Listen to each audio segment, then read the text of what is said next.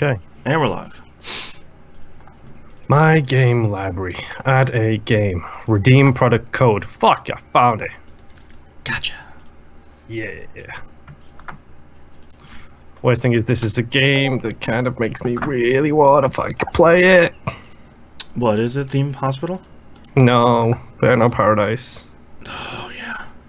That's a good game. Yeah, that is a game I will admit is really good that I never really liked. Yeah, I can't blame you for that. It's one of those things where it's like, this is really good. Why am I not enjoying this? Like, am I broken? Yes, the answer is yes. If you can't enjoy Burnout Paradise, you are broken 100%. There's something in me that has broken. Yes. Alright, now I get to do show notes while we're chatting here at the beginning. I get to figure out what the hell I'm doing on the computers now.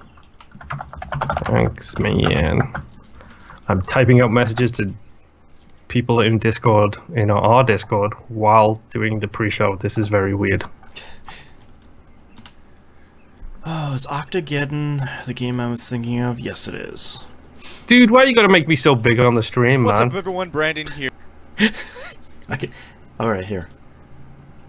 How's that? Hold on, let me... I know, stream delay. Turn down your radio. Okay, that's a lot better. Okay. That's a hell of a lot better. Oh wait, I also have to do this. Stretch the chat window down a little bit. Alright, how about that? That's better.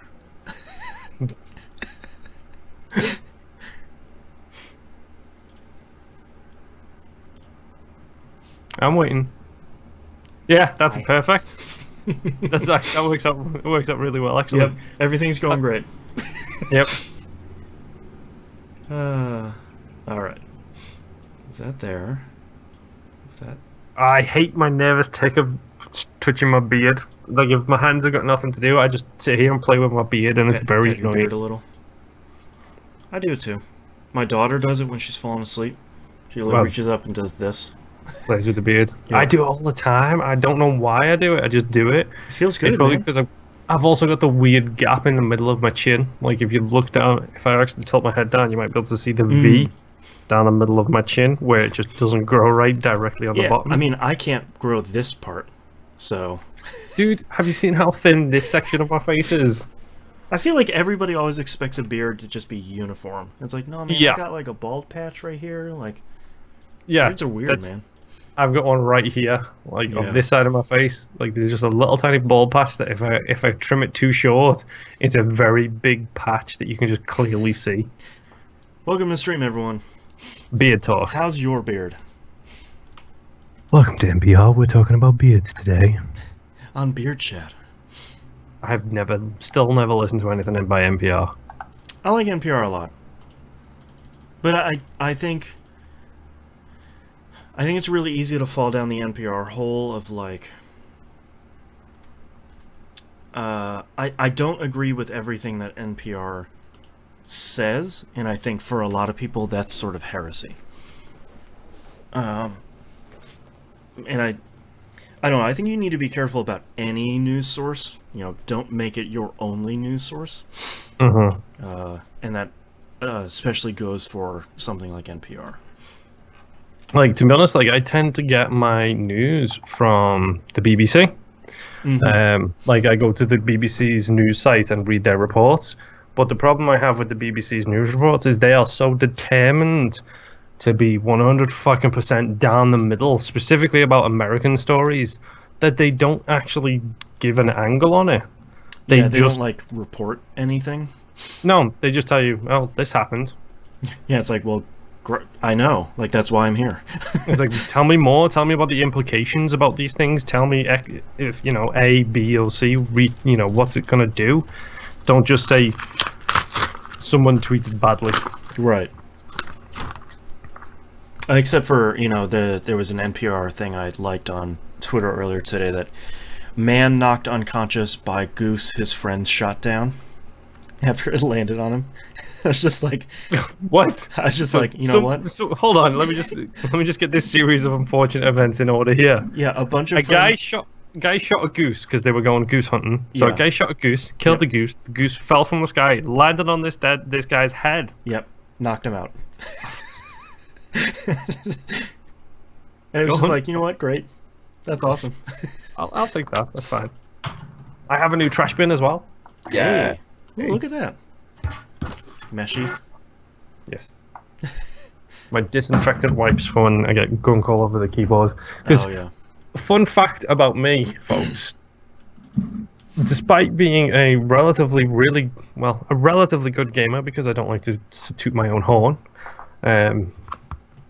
Despite being a really good gamer, being able to pick up this kind of stuff really quite quickly, I can't put a cup to my lips without spilling it all over myself. Legitimately can't do it. That's really not where I was expecting that to go. Like, especially, like, you know, they call the beard the soup catcher. For me, it's the everything catcher, because the liquid catcher. I don't know, like, if I don't eat, like, at a snail's pace, like, if I don't go, I'd be very careful and focused about everything. Mm-hmm. Inevitably, I will spill something on myself. Which, for someone who drinks as much tea as I do, that's a bad thing. Yeah, as a Brit, that's pretty dangerous. Mm-hmm. Oh, man. It's really dumb. Hey there, Jimbo Jangles. Hey, Jimbo. Alright, what do we have for news stories this week? Boop, boop, boop. Got 2 new news stories. Boop. I have a monkey. Yeah, you do.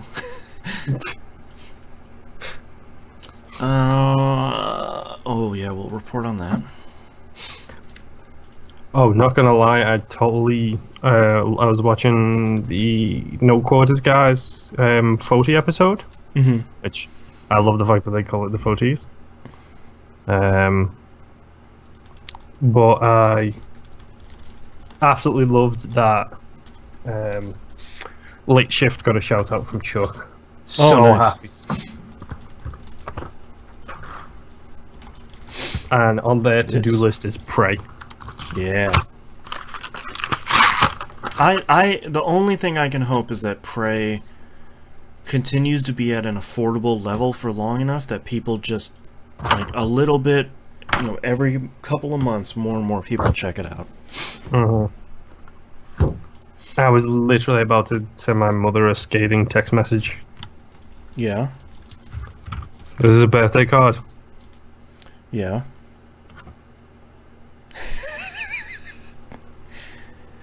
It's like, are you supposed to write stuff in cards?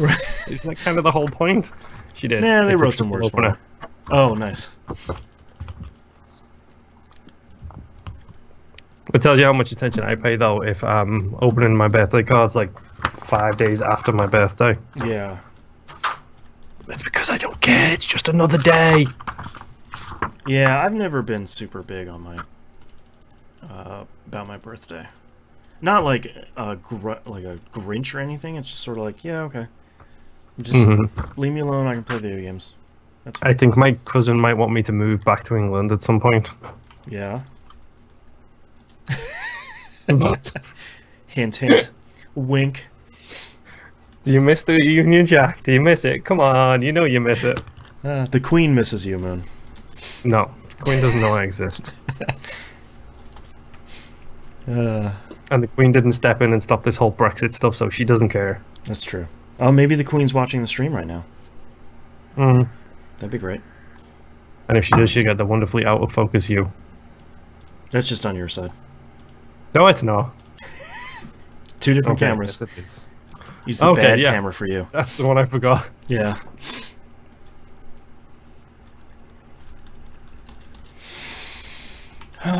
Okay.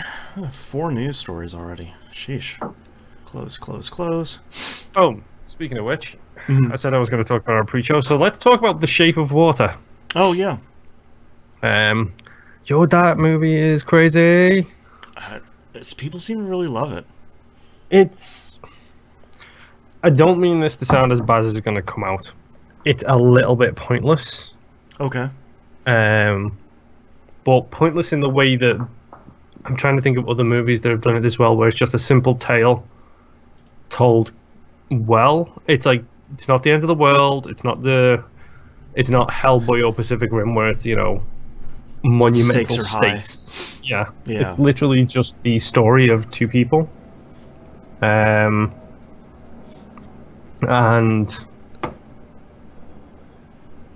it's told so well, like with basically zero communication, really. Like, there's sign language in it, there's additional characters and all kinds.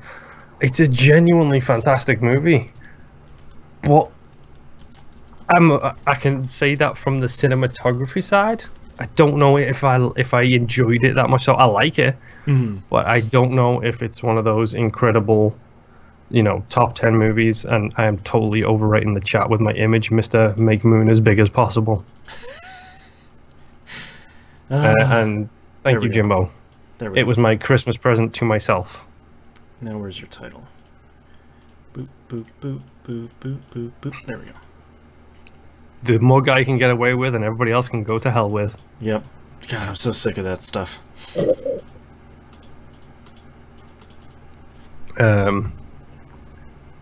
My favorite thing about this hoodie, though, is the actual when it's up. So I'm not going to be able to hear for a second, because I got the slightly more expensive version of it, which is ridiculous. So. Okay.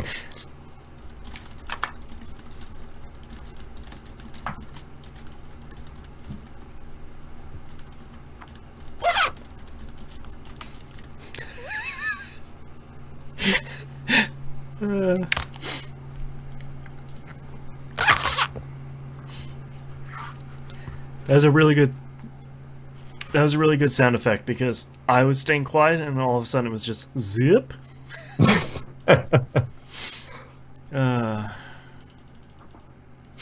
yeah, I actually do like it, because like it's very protecting from the snow while I'm doing the shoveling. But when the hood falls down, it falls down really neatly when I actually stand up and do it. So it can be like a big hoodie or a summer hoodie, and it's surprisingly warm. Nice. Yeah, it's one of those things where you buy like a branded sweatshirt and you're sort of expecting it to suck. Yeah, because it's most gonna be like tissue do. paper, and the hood breaks off. It's just like, what? Yeah, I went Renegade and spent the extra money, because that's me. My wife got the Seeker hoodie though, so that was her Christmas present from me. Oh, nice. Was the Inquisition Seeker hoodie, which has got like chainmail fabric all down the side of it, and oh, that's it's got, cool. Like, the Seeker logo is like emblazoned like across the actual zip.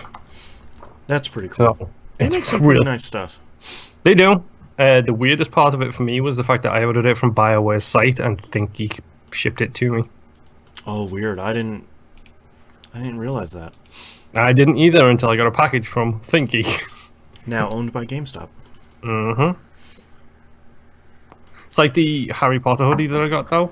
I actually got that from the Gryffindor one. I got that from ThinkGeek. It was like $20 at the time because it was on sale, but that thing is actually really comfy as well. It's like heather grey, which is like the best material because it's just super soft. Yeah. I don't know what it is, but it works. I forgot to make show notes for T-Bomb R.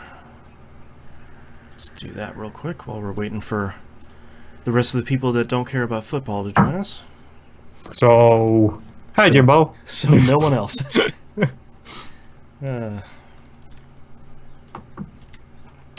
Alright, that's T-Bomb R40. Alright, let's open up all of our show notes.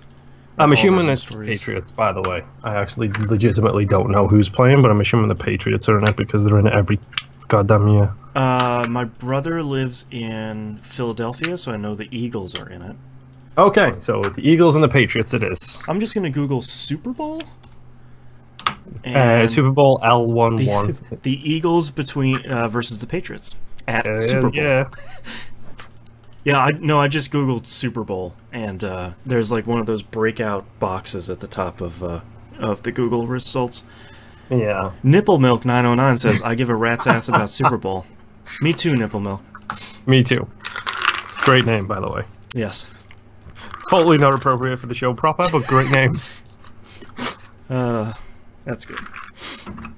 All right. Are you ready to kick this thing off? Yes, I am. Kind of. Delicious water. Delicious tea. I need to drink more tea. We have so much tea in the house. I need to fucking drink less. You're British. You have a tolerance for it. True. I have a tolerance for caffeine in general. I've been drinking tea since I was like 12. Yeah. But the best thing was like, we go. I have a box of British tea in the cupboard downstairs. Mm-hmm. The proper tea the way it's meant to be. Not like quote unquote, British style. Exactly. Yeah. So much so that in England, the tea that I prefer is actually considered a snooty tea because it's so much more expensive. What brand is it? It's Yorkshire tea. Okay. I think we have some of that in the house, actually. Yeah, you can get it, but it's super expensive over here. But I have a box of that for emergencies. Jimbo in chat. The Madagascar blood cows versus the Kazakhstan apple cats. I think that's who's playing today. Yeah, that makes sense. That sounds about right, yeah. I hope the blood cows win. Yeah. But, yeah, I've got like a box of proper tea, and then I get just, as you phrased it, I get the British blend from wherever we go. So I think we went, like, I got a box and it's like 80 tea bags and I was running low. So Jess went grocery shopping after work one day. I was like, yeah, get me some tea. I come back home and literally I have a cupboard underneath where the Keurig is, which has got all tea, coffee, all that kind of supplies in. It's also my candy cupboard, so I keep it out of sight, out of mind, only eat it when I desperately want it. Right. Open that. Like 10 boxes of tea all lined up, and there's like 18 each. It's like, come on. I know I said I needed tea, but you didn't have to go this far. Am I a camel? Good news is I'm not going to run out of tea anytime soon. Yeah. Mm-hmm. Man, by us, there's a restaurant, like a restaurant that tries to be as close to authentic Irish as possible. Like it has a bunch of actual people from Ireland working in there.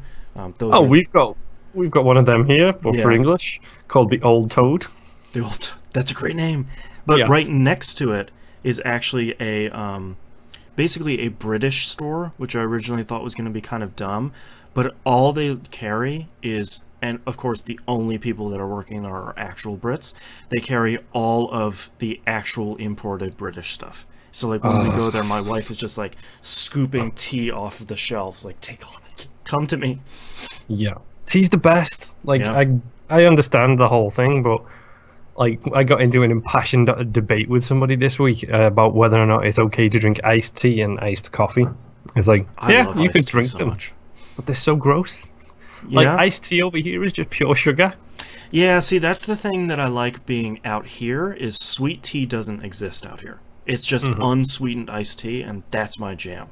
But that side of the country, especially the southern half, sweet tea, if you don't grow up with it, it's rough, man. Yeah, it is. And like, it's funny watching the Discord, and like I think it's the Discord, or is it on Twitter, where there's like soda discussions, and people will post like pictures of like the caramel Pepsi. And it's like, I think it might be on Twitter. Yeah. But the people posting pictures, I was like, oh, I've got to try that because I love my soda. I love that kind of stuff. I don't drink it as much now. Yeah. But I'll try it. And then I go out and try it. It's like, man, this is like sugar injected directly into my brain. So I'd been telling my wife about the salted caramel, I think it's Pepsi. It is. And then the Holiday Blend Mountain Dew. I've been talking to her about it for months. It's like, I can't find it anywhere. Like, I want to try them because I never drink pop, but I'll try these because they seem sort of fun. And I finally found them a couple weeks ago. I forgot to talk about it on the show. I tried the Holiday Mountain Dew. I actually really liked that. I don't like regular Mountain Dew. For some reason, it just doesn't taste good. Are we talking green Mountain Dew? Yeah, like the greenish, yellowish. Like I actually really like it. But it's pure sugar as well. Code Red is pretty good. I like Baja Blast, but I think that's only at Taco Bell. Talk to me in colors, dude. Yeah, the red and blue. Okay. So I know it's a combination of like the Code Red, the red one, and the regular Mountain Dew. That was actually pretty good, and to me, it didn't taste too sugary. Obviously, it was sugar because it's pop, but like it wasn't. It wasn't like death. And I tried the salted caramel one, and that tasted like cancer.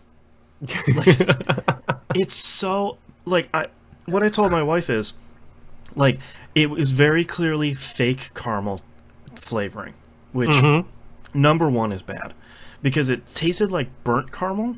Yep, and then exactly what it tastes like. The other half is salty pop. Like, I was just like, what? Who made this? Like, you could make a good salted caramel pop, I'm sure. Yeah. You just made both halves of it 100% wrong. Yeah. Which, if you're a fan of podcasts, which I am, check out Revisionist History. Thank you, Mackie, for introducing me to it. Okay. Revisionist History is by, I think it's Malcolm McDowell or something. I can't remember the guy's name. Just look up Revisionist History. He writes think pieces for like the New Yorker and stuff like that. Okay. That sounds like Malcolm McDowell.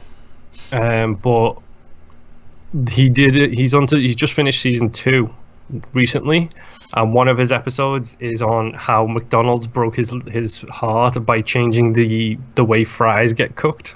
Oh, really? Yeah, and it's really interesting, like hearing like all of this kind of, because he picks one topic and does like a 30-minute episode. That's the one. But he picks like 30-minute one topic and does like hardcore 30 minutes on it. Like, there's a really interesting episode in season 2 about how a famine was caused by 2 people being friends. Like, one friendship caused a famine. Like, it's ridiculous. I'm subscribing to it right now. That's why I was accidentally ignoring you. Also, Jimbo Jango says, sounds like you should stick to with water, Boston. Yes. Thank you. Somebody maybe sent me a giant crate of water to my house. we buy bottled water in bulk, and we always try and like have a vehicle when we do it. Like downstairs, and as soon as you open our front door, there is literally like 4 packs of bottled water with like 32 bottles in it, like this size. Wow. Because Jess just dominates the water. She's just like, I'm going to drink this entire case today. My wife always makes fun of me because I don't really like filtered water. I just, to me, it tastes like carbon. I just want tap water. I don't mind. I don't mind tap water. I don't mind like bottled water, whatever. Yeah. If it's liquid and it hasn't been poisoned, I'll drink it. You're definitely not very picky. No. Tea, coffee, like iced tea. Your binary. Coffee. Has it been poisoned? Yes, no. Exactly. Oh man. All right, you ready to kick this thing off? Now that I'm definitely not dropping any more frames. Thank you, internet. Alright, starting in 3, 2, 1. Welcome back to another episode of That Video Game Podcast. I'm your host, Boston, and joining me as always is Moonpeer. Hello. I don't think we have any news at the top of this. No boring business stuff. We still have 2 weeks left on the Mummy Demastered for Game Club. It's only about 6 to 8 hours, so you still have plenty of time to knock it out if you want to play along with us and with the community. The Discord channel for this game club is hopping in comparison to some of the other ones, so plenty of people to chat with and explain strats with as you are red silhouetted dashing through secret walls. See, I didn't know that yet. I haven't got my secret silhouette dash through secret walls thing yet. Don't worry, it doesn't tell you. Okay. Yeah. Alright, well, let's just get into it with Moonpeer. What have you been playing? I have been playing The Mummy Demastered. Hey! We should start the show with that. No, it's really cool. Like, I'm loving the music. Like, I started it, I think, on Wednesday, and I've already sunk like 4 hours into it. I think I'm 2 or 3 bosses in. I just defeated the weird dragon that shoots fireballs at you. Oh man, Musum and I were complaining about that boss yesterday. All and the rest of the bosses are super easy. Yep.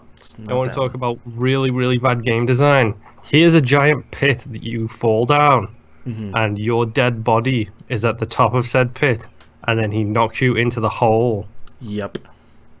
while he's still got your equipment on him. Yeah, I'm gonna have a lot to say about Mummy Demastered in our episode, but I think conceptually, I really like this idea of you die, the bad guy resurrects you, you go back almost like Dark Souls style, and you have to get your equipment back. I think that's a really cool thing. Yeah. Except when you get it back and you have no health and no ammo for that stuff, that's the part that really sucks. Yeah. Like, the way I figured it out is what you essentially need to do is you need to kill him from a little bit of distance away, because he will drop a bunch of health and ammo stuff for you, but if you're anywhere close to him, you'll pick it up before you pick up your gear, therefore nullifying the point of picking it up in the first place. Yeah. It's... Once you get over 4 or 5 health containers, though, and he only drops enough to fill up 2, that's sort of rough. Yeah, it's a bit of a problem, but I defeated that boss. I defeated the boss after that with the staffs, like the one who looks like Horus. That was a cool one. I like that one. Also, that one was so easy. It's like I went in there with like 1 health bar and beat him, and I was thinking, really? Yeah, the 4th boss was pretty similar. The only thing that kept... I died once on that guy, and that was because I was being dumb and not platforming correctly. Like, my brain just was shutting off. I was doing that for the dragon, where I was hanging from the ceiling, shooting him in the face, and thinking, I'll drop before this fireball comes out and hits me, and then every single time I didn't drop and got hit in the face with a fireball. Yeah. Because that's the way I play games now, apparently. Yep. But, no, Mummy Demastered, interesting game so far. I'm liking a fair bit about it. Like I said, the music is incredible, the game looks great. Well, there will be a more in-depth discussion about that in the future. Yep.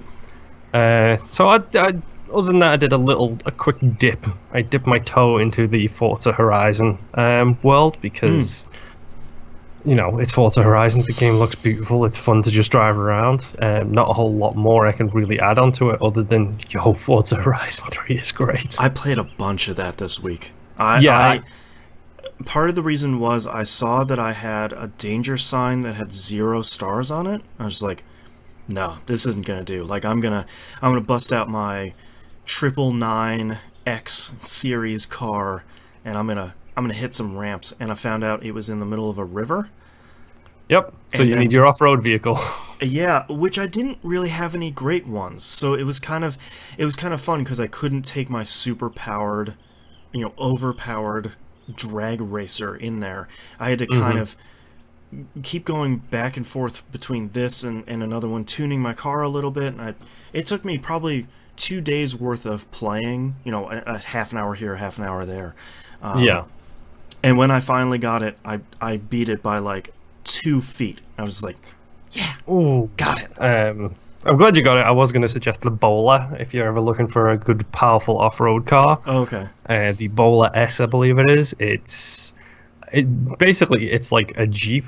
It's just a nice big SUV-looking thing that happens to be a supercar, essentially. So, nice.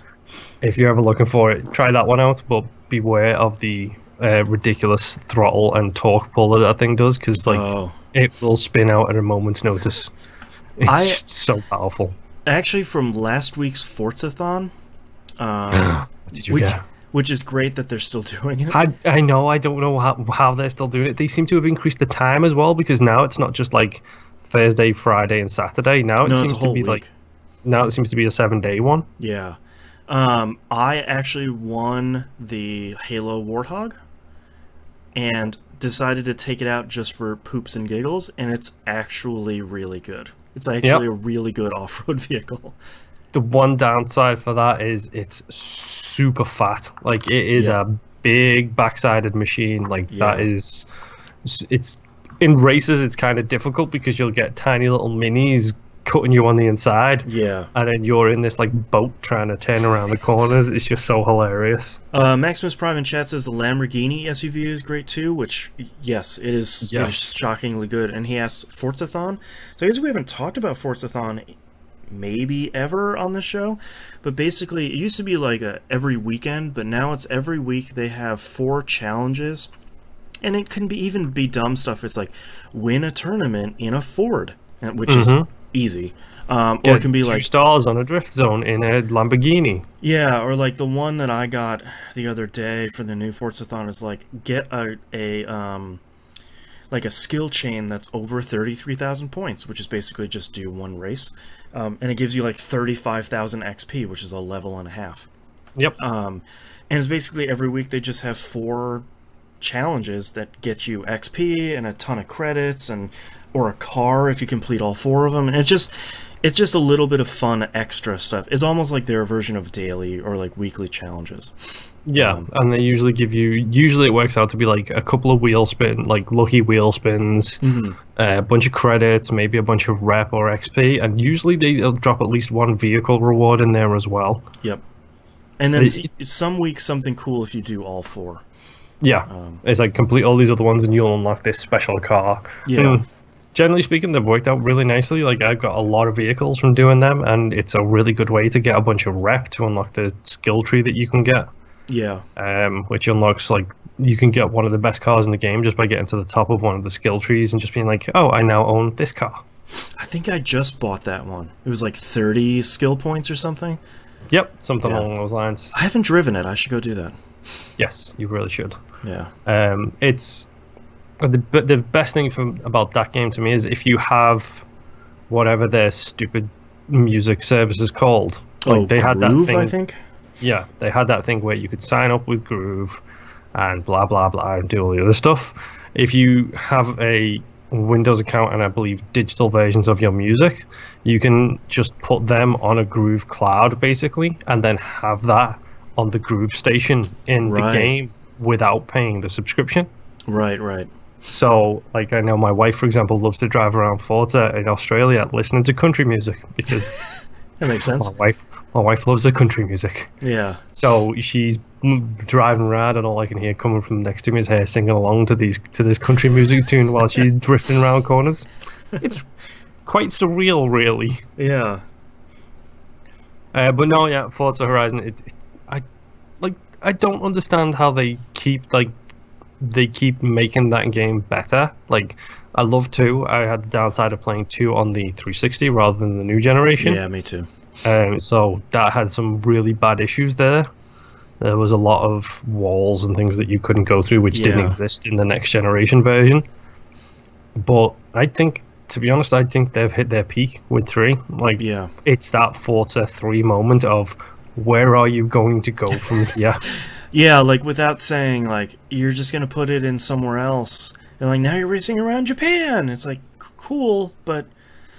Oh, dude, see, you've just said the one place that I would 100% buy Forza Horizon 4. That's true. I was thinking about, like, and you didn't do anything new, but it's like, yeah, but you could race around Japan at night. And it's like, yeah, I kind of want that. Dude, the mountain climbs and the downhills and the mountain initial climb, D.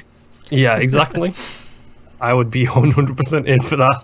Well, if anyone wants us for consulting for Forza Horizon series, you know where to find us.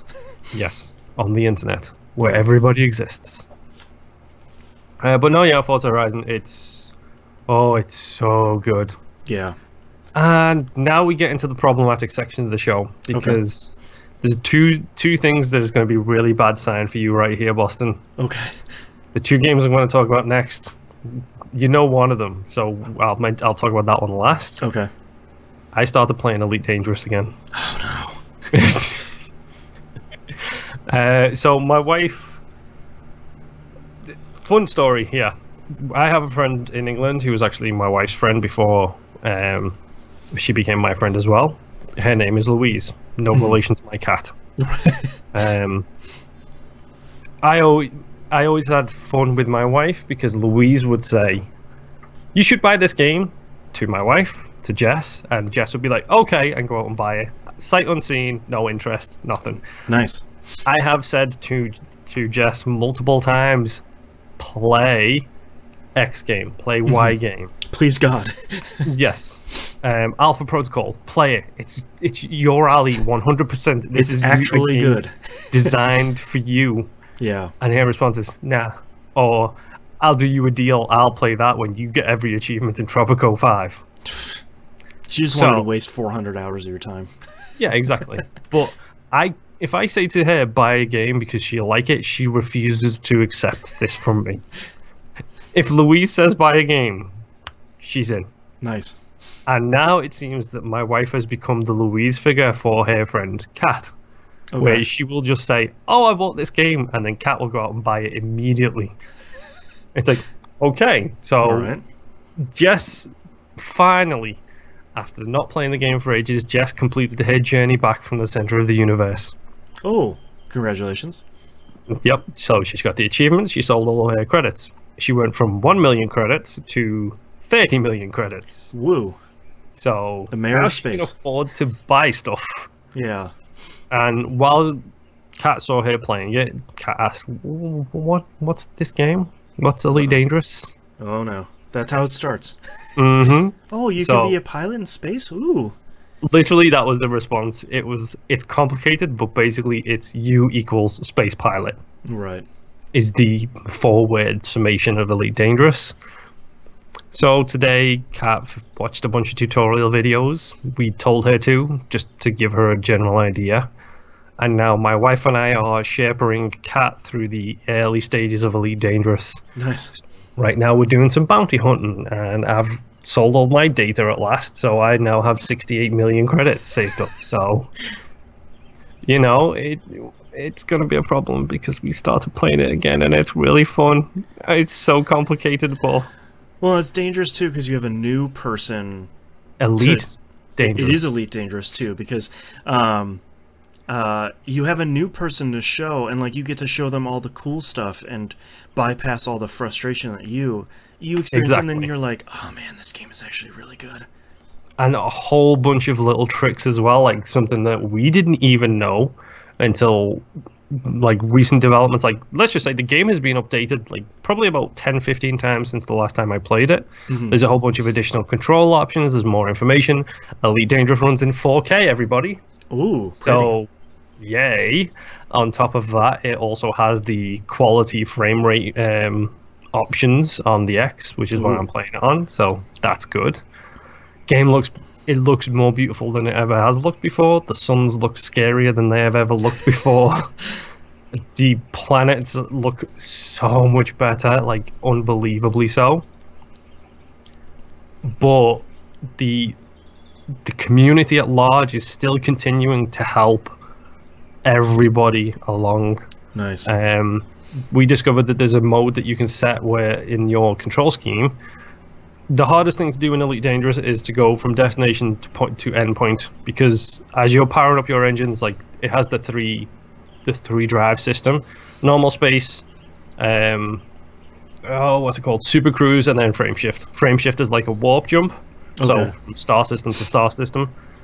Super cruise takes you out of normal space and just makes you go extremely fast, so you can travel inside of a star system really quickly. Okay. When you're in super cruise mode, you will aim at a destination and it'll give you like this little meter with 2 bars that go down as like speed and distance. When they are within the 2 blue meters, you hit Y, you come out of it safely, but you have to have them in the 2 blue meters. There is a thing that Jess likes to call the loop of shame, which the loop of shame happens because you're in space. If you power up your engines to 100% throttle, there's nothing slowing you down. So you just keep going faster and faster and faster and faster and faster as you're approaching your destination. So the loop of shame happens when you don't slow down soon enough and you go straight past your objective and then have to loop back around and slow yourself down and then jump out of super cruise accurately on target this time. So that loop of shame is the, oh no, I missed my ejection point, so I gotta have to go back around. Oops.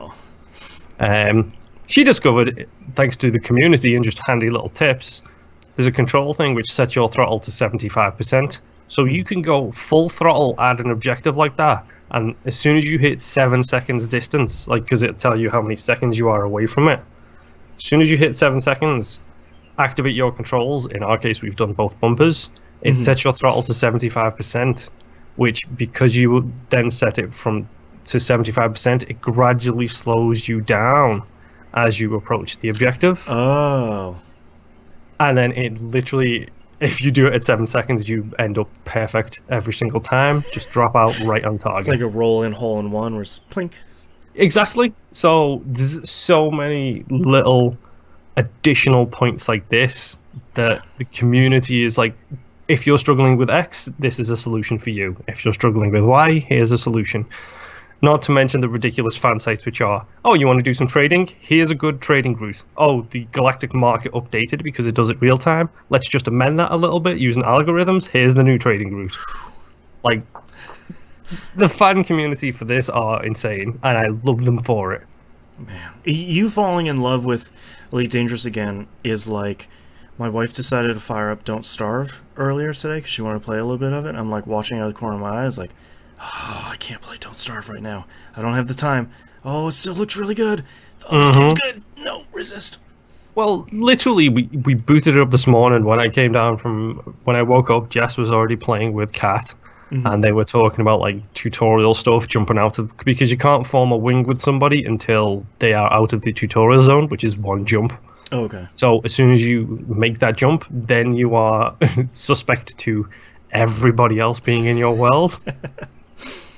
You do have the chance to play by yourself. There is like a solo play mode or just a play mode with friends, so you can minimize the risk of humans coming along and being giant D-bags. A little bit. So Jess was playing with her, and I was like, okay, yeah, I'll jump in, do a little bit, you know. I'm back in civilized space, I've sold all my data, I've got my combat ship, my Viper Mark IV, so we'll come along and we'll do some bounty hunting missions, which, when you're trying to get into the game at the start, real easy way to gain some money. It teaches you about the different levels of ships, the different levels of pilots, their aggressiveness, their ability to do combat, things like that. And it also teaches you about, I don't know the right definition for them, but it teaches you about the cruisers. So then you'll see a Python or an Anaconda, which, if your ship is, let's say, a football field long as your ship, these things are city-sized ships that have turrets on every single side of them, which humans can buy and humans can control. Oh, no. And it's even better now because they have the multi-crew system put in there, which it wasn't in there last time. So you can hire people to become fighter pilots on your Anaconda and take ships out of your giant ship to shoot the little ships which you might not be able to get to. This game is going to be a problem. I can hear it in my voice. Oh no. The problem is they just keep putting more stuff in there, and all of it is like, yeah, I want that. Like, I want that a lot. That's great. Yep. Why'd you do that, you jerks? The worst part is I actually saw it today. The two old top tier ships were like Python and Anaconda. They are the two cruisers basically, which have huge hardpoint systems in them, you know, all that kind of stuff. The Python is the lesser of the two. It's 58 million credits. Oh jeez. I've got 70 million. I could buy a Python. I could do it. Slight problem, to upgrade it to what I need it to be, it would probably be about 100 million credits on top of that. Bummer. I've got a lot of space bounty hunting to do. Yeah. A whole lot, and I'm fine with that because I love that game so much. Some good podcast time. Oh yes, that's exactly what it's great for. It's great for podcasts, for music, for hanging around, having a chat. Like, we caught up with Kat, we spent some time, had a chat kind of thing. So watch a movie. Elite Dangerous is bad in the best way. Yeah. And so yeah, my final game this week is Monster Hunter. Yeah, I already wrote down MHW. Yes, because this game is bad. Like, really, really bad. Like, I'm in so much trouble with this game, so I apologize if I miss anybody off this list, but shout out to Soulman, Angel Eyes, Balkirk, Maki, and Nimp, all people who I went on monster hunting quests with this week alone. Oh, nice. Bits and pieces, helping people, just fighting generic monsters for stuff. SOSs. Yeah, SOSs. I got my achievement for the SOS missions, which is to respond to 10 and complete the quest. Ooh. The achievement is called I Am the Reinforcements, which great. I love that achievement name. Great. But let's see where to start with this one now as well, because let's talk about the two most complicated games that currently exist on console, shall we? Well, do you know how many hours you've put into it, if that's not like a shameful number? Last time I paid attention to it, it was 20, and that was on Monday. Oh, okay, so a lot. It's right there when you load the game. It says how many hours you played at the very start. I hit A as fast as I humanly can because I don't want to see that. I don't want to know. Just put a piece of paper over the screen. Exactly.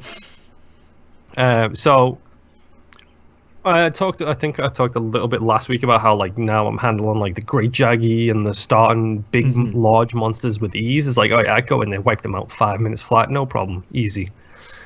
Then I got the Monster Hunter kick in the face, which is you get to a new area and a new area and a new area and so on and so forth.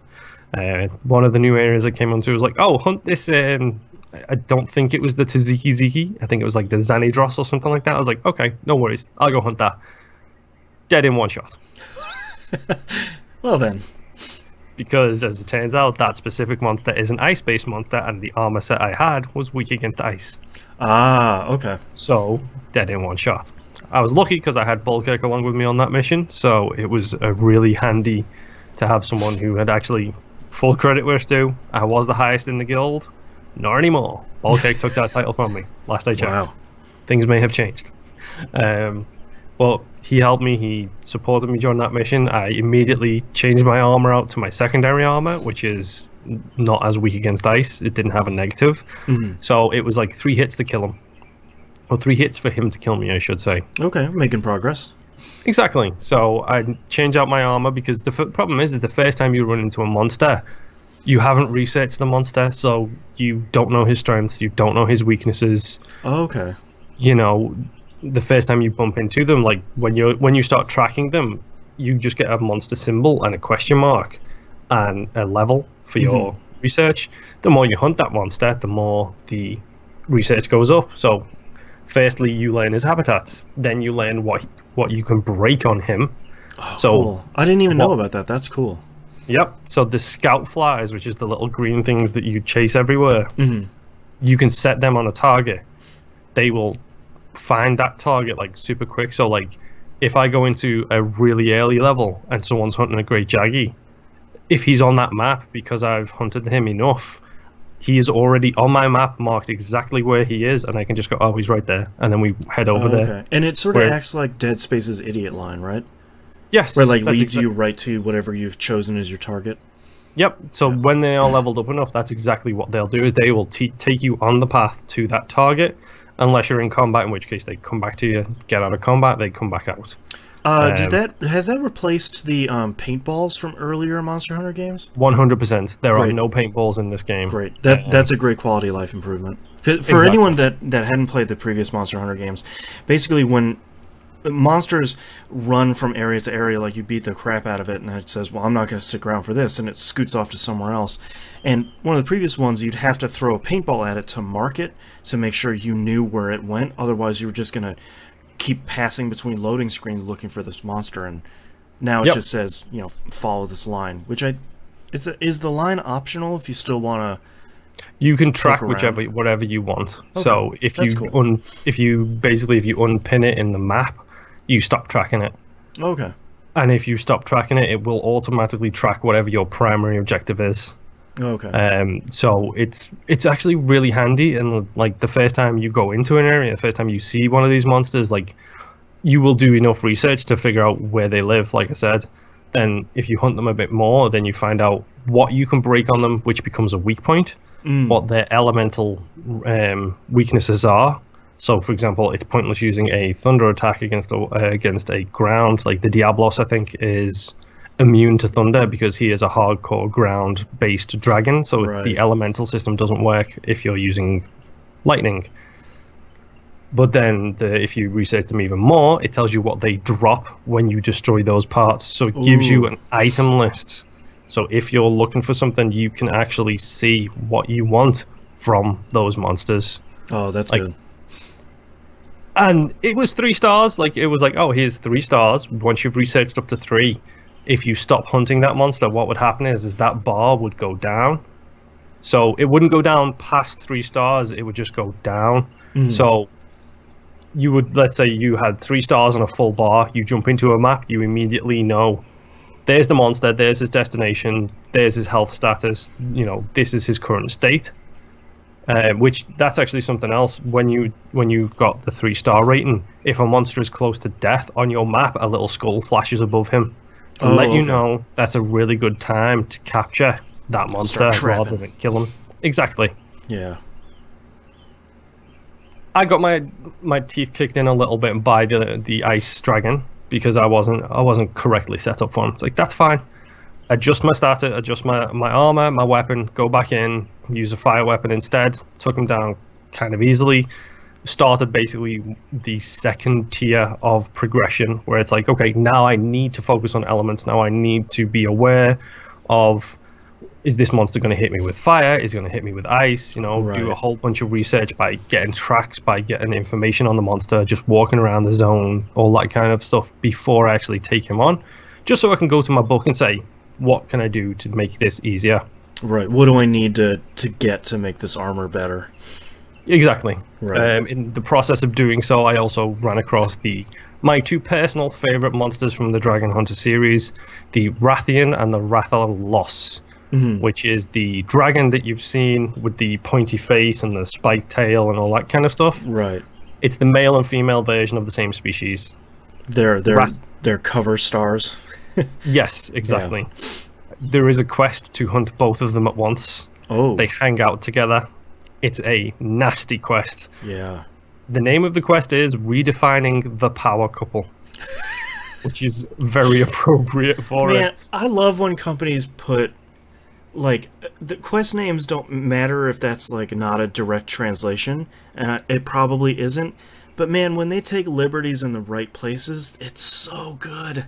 Oh man, it's so ridiculous, and I was like, legitimately, like, it makes me laugh just seeing that quest there and the description. I passed the quest, like, I actually jumped in on somebody else's SOS, and 4 hunters, no voice communication, no nothing. Went in, killed the Rathian and the Rathalos. I'm pretty sure the Rathian is the male version. He's the easy one. The Rathalos is the female version.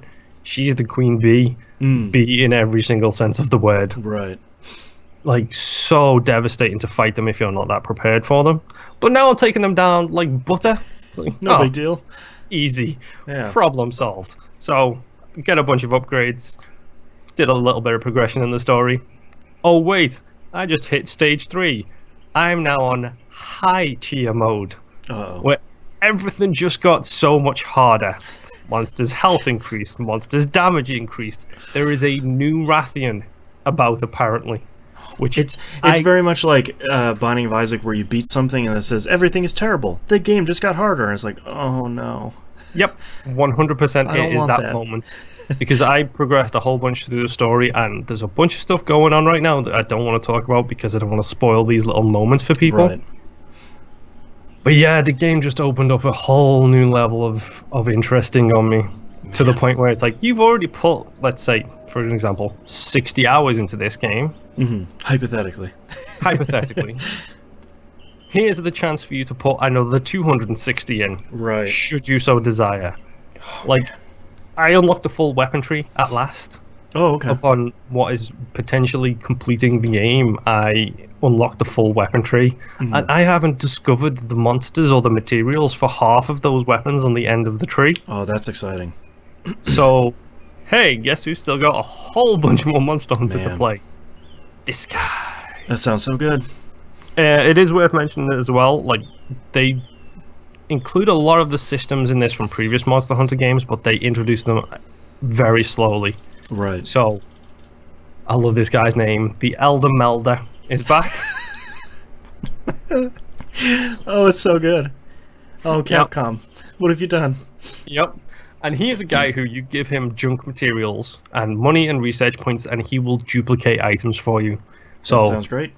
Let's say you're after a Rathian scale and you're really struggling to kill a Rathian, but you need more Rathian scales to get Rathian armor. You can literally go out, hunt a bunch of nothing, like hunt Jaggy 50 times in a row, and then use the materials you get from those hunts to duplicate Rathian scales. Just spend a little bit of money and research points, which you get. It showers that stuff on you like candy. It's like it sounds like it's making cards out of dust in like Hearthstone. Exactly. Except it's not a stupid, ridiculous conversion rate. Yeah, it's not like $3 million and 400 Rathian scales. I was like, well, I'll just grind instead. Well, I created a bunch of Ultra Max potions for myself, which I think that's what they're called. But when you start, you can increase your stamina bar and you can increase your health bar to like a maximum. So the max potion maxes your stamina and your health immediately from the get-go. Just one potion, start of a mission, problem solved. I made a bunch of them literally from like jaggy tails and bones and stuff that I didn't need, and had 300 of them in my inventory because I am mentally incapable of going past a bone pile without scrounging through it for everything. You could find like a Triceratops femur in there or something. You never know. Exactly. So I just created a whole bunch of potions for myself. I was like, this is great. That was introduced to me probably about 25% of the way through the story. Then they introduced the I can't remember what they're called. The Tropical Safari missions, which is when you send your friends palicos on missions to collect you stuff. Oh no. That sounds too cute. It's really cute, especially the animation for them leaving the airship and falling off an anchor. Oh no, that sounds great. Then after that, they introduced the captain of the boat, who goes back to the old world and then brings brings items back from the old world to the new world for you to buy. So it's just every time you complete like a stage of the story, it has increased what's going on at the home base. And it's like, I was a little bit iffy at first with the amount of stuff that's there now. Now it's overwhelming to me. Well, it's like starting an MMO after it's been out for about 5 years and walking into the capital city, and it's like, great, there's about an Assassin's Creed number of icons in this map, and I don't know where I am. Awesome. Yep. That's 100% exactly what it is. It is the Assassin's Creed, the Ubisoft, the open world thing of, hey, I need a checklist when I get back to base because I need to remember what I need to do. The bright side of it is, though, is it does give you notifications that pop up. Like the Tail Rider Safari will take up, let's say it's got five little stages to it. So every 5 missions, you'll get a notification when you go back to HQ saying Tail Rider Safari has returned. So you can go and collect all the items, send out a new group. And it will do a really good job of letting you know all of that stuff. It's just if you forget to start it, then it's like, well, then you've forgotten to start it and you won't get a notification that it's completed. Oh, okay. So it's just one of those things where it's like kind of balancing it a little bit. But you know what? The game is fantastic. The game is amazing. If the idea of a Monster Hunter game has made you think that you will not like Monster Hunter games, you are 100% correct. This will not be the game for you. Yeah. If you've been Monster Hunter curious for any point in your life, this might be the game for you, because the quality of life is so much better. You don't have to mine every 5 seconds to get whetstone because you have one permanently in your inventory. Yeah, it's little stuff like that where it's like, oh, of course, like that's way better. It's you don't have to bash B to get the 3 things out of this item. You just keep hold of B and it gets the 3 loot deposits from whatever. Nice. You can harvest while running. Perfect. Open world games don't get this correct. I know. You can harvest while running, like sliding down a mountain, and literally you just go snatch, snatch, snatch. Instead of having a cutscene to skin a coyote. Yes, exactly. It's so great. Like everything you could do, you do it on the fly. Like the quality. This game is the best example I have ever seen of a game taking major issues which fans loved and hated, and turning them to the point where, if you're interested in this type of game, there is a lower barrier to entry than there has ever been. Yep. And there is still so much of the old school Monster Hunter in there for you to actually still sink your teeth into if you're a fan of the series. Yeah. I'm terrified right now because I just unlocked a whole new set of armors, and it's like alpha and beta armors, and I don't know which one to go for. But that's incredibly exciting, though. Exactly, because now it's like, okay, now I can do this, but I haven't got the materials for them either, so I need to go and figure out what materials make them, and then make them. Oh, man. That sounds so exciting. But yeah, that's literally all I've been playing. 4 games. Let's talk about 2 of them for an hour. Yeah, that's all right. I mean, I'm living vicariously through you for Monster Hunter right now. Oh, Monster Hunter is so good. On my list, we already talked about Mummy Demastered and Forza Horizon 3. Danganronpa V3, I'm now in the class trial for Chapter 5. I'm more than sure that there are 6 chapters, so I'm getting close. If the other 2 games are any indication, the last chapter's class trial will be really long. Mina gave me an indication of how long it is on Pup yesterday, and it will be a multi-hour affair. Which is good. Like, that almost sounds like, oh god, I gotta slog through this. But that's really exciting because they did the incredible thing in the first 2 games of actually genuinely wrapping up every possible loose end they could in the game by the time the game ends. I know, that's the best thing though, is if you can do that, then fine, take the extra couple of hours in-game rather than leave me with questions at the end. Yeah, and like any of the questions they leave you are very much like, see you next game, wink. Yeah, you know? deliberate kind of things like that. They're not going to lost it where they're just going to go, I don't know, why was there a polar bear in the school? Who knows? Yeah, exactly. And it's like, no, there was a reason. Yeah, he was the bad guy. Yeah, maybe. Yeah, it's Monokuma's brother. Yeah. Blanco Kuma.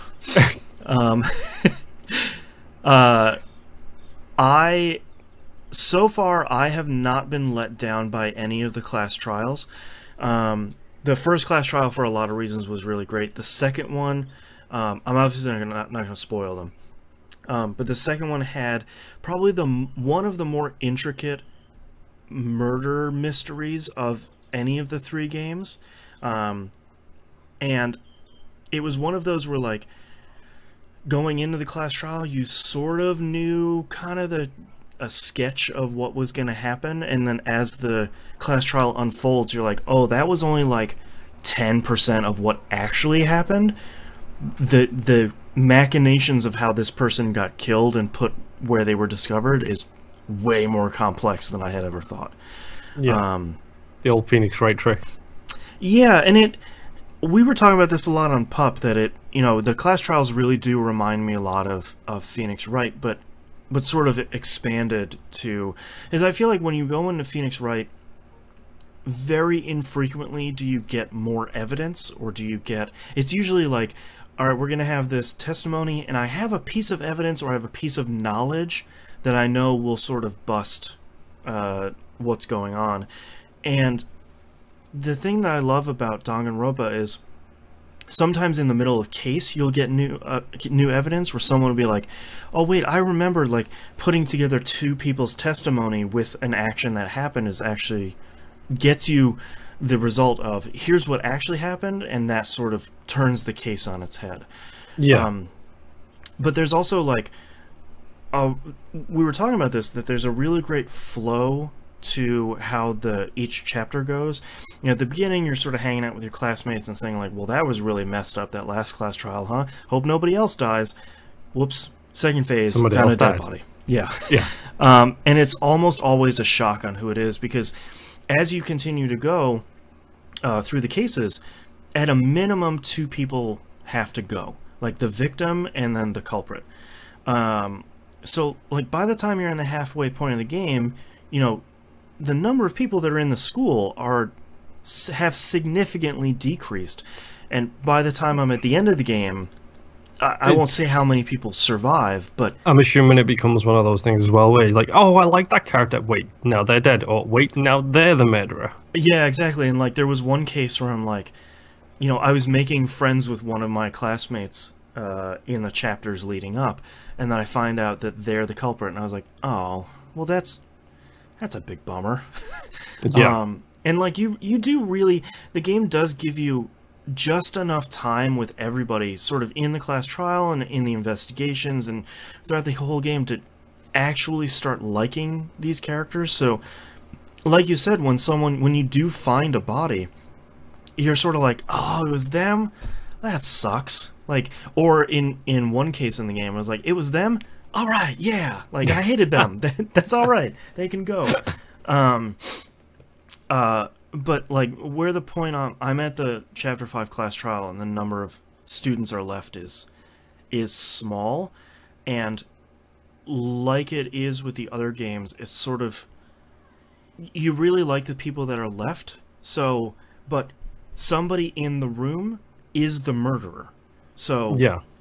you almost don't want to admit it, and that's some of the stuff your character is struggling over. Is, Monokuma cannot kill students. That's part of one of the rules that has existed in all the games. Like, Monokuma can't. He's almost like a moderator. He really can't, unless you attack him. He can't do anything. So one of the people that is around you has to be the culprit, but they're all pretty great people, so I don't want them to be. So I don't know. Danganronpa is still so good, and I feel like V3 has finally gotten to them to the point where I feel like they were trying to get to with the previous two games. Like, Danganronpa 1, the mysteries were mostly good, but a couple of them were sort of like, okay, I mean, this person killed this person, and this is how they did it, and that's how it ended up. 2 got away from that, where there was some monkey wrenches getting thrown in, but all of the cases in 3 so far have been, like, oh, I got this, I know, this person killed that person, here's how they did it, and then even a couple questions in, it's sort of like, wait, maybe they didn't? Wait, what's happening? What actually happened here? Yeah, actually making you think and adjust the way you're seeing things based on evidence and things like that. Yeah, and it's so interesting because when you go into the trial, and one of the most common things is the nonstop debate, where it sort of goes around the room and people say, well, this is who did it. No, this is who did it. And that's where you shoot truth bullets into the person's lies to expose the lies. Which I realized before we went in a pub yesterday, I never looked up the translation for Danganronpa, and it basically is like exposing truth with bullets. But now they give you more bullets to choose from, so you really do have to look through, like, you'll hear everybody's arguments, you really do have to look through all of your evidence and saying, like, okay, well, this, oh no, well, what they're saying isn't technically incorrect, but the evidence I have means, well, that we're not looking at this statement or, like, this problem the right way. Yeah, it's the lateral thinking versus the vertical thinking kind of thing, Right. where you've got to take a step sideways and look at it from a different angle rather than just looking at it at face value kind of thing. Yeah. And the only criticism I have of this game is a similar but different criticism from the first two games. First two games did this thing where you could absorb somebody's statement in a nonstop debate and use that as a new bullet to shoot somebody else's statement. Okay. For some reason, I could never figure those out, and that's where I started leaning on walkthroughs, because it was like, okay, I've been through these arguments 4 or 5 times, and I'm like using the evidence I think is right, but nothing's happening. Like, I keep getting refuted.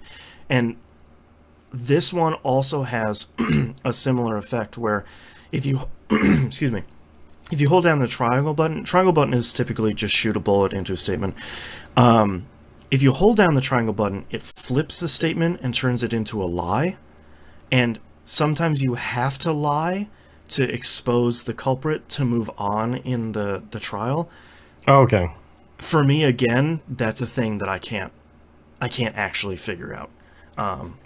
So that's where I'm leaning on walkthroughs this time too, and thankfully, because some of them is sort of like, I don't know if I would have really figured that out that easily. But yeah, I'm hoping to finish it this upcoming week, because I don't have too much left to go. And then I'm super excited to play Assassin's Creed Origins, because I feel like, oh, I can't wait. so many people have been talking that game up a lot that maybe I'm in the mood for an Assassin's Creed game. I'm not gonna lie though, like, listening to you talk about Danganronpa makes me feel like the writing staff for that game must be like a giant bomb game of the year best character discussion. Yeah, Like, yeah, they're just like, and it's this so guy crazy. can't do it because this guy's he's not wired that way, and this guy's my favorite, and then someone around the table's like, no, he did it because of this, and he did it because 100%. of that. Like, there are some, I won't say in 3, but like in 1 and 2 especially, there are some of them where it's like, they dismissed the culprit out of hand because it's like, well, that person can't do it because they're too nice, or like they wouldn't kill anybody. And at the end, it's like, oh, but I actually have like irrefutable proof that it has to be the good person. Yeah, like, and I think what's so crazy is it's really just one person writing the mysteries for these games, and they're genuinely really good murder mysteries. And over the course of each of these games, you get 6 of them, and it's just. Oh, wow. It's such an incredible amount of content and such a great... And I think the great part about V3 is, like I've said, they're finally making good on some of the stuff they either didn't have the money or the code to do, or like they were inexperienced in the first 2 games. You can tell they're just nailing it on every facet in the third one, and it's so good. And I really wish I would have played this in 2017, because it would have... Even without finishing it, it would have gotten to really high on my top 10. Yeah. And thankfully, we were talking about it on Pup, but Danganronpa 1, 2, and 3 are all out on PS4, Vita, and Steam. That's pretty cool. And there's a rumor that the trilogy might come to Switch, which is probably the best choice they could make, because that will sell gangbusters. Yeah, and it's a portable system and touchscreen and... Perfect to just snuggle up and read about some murders.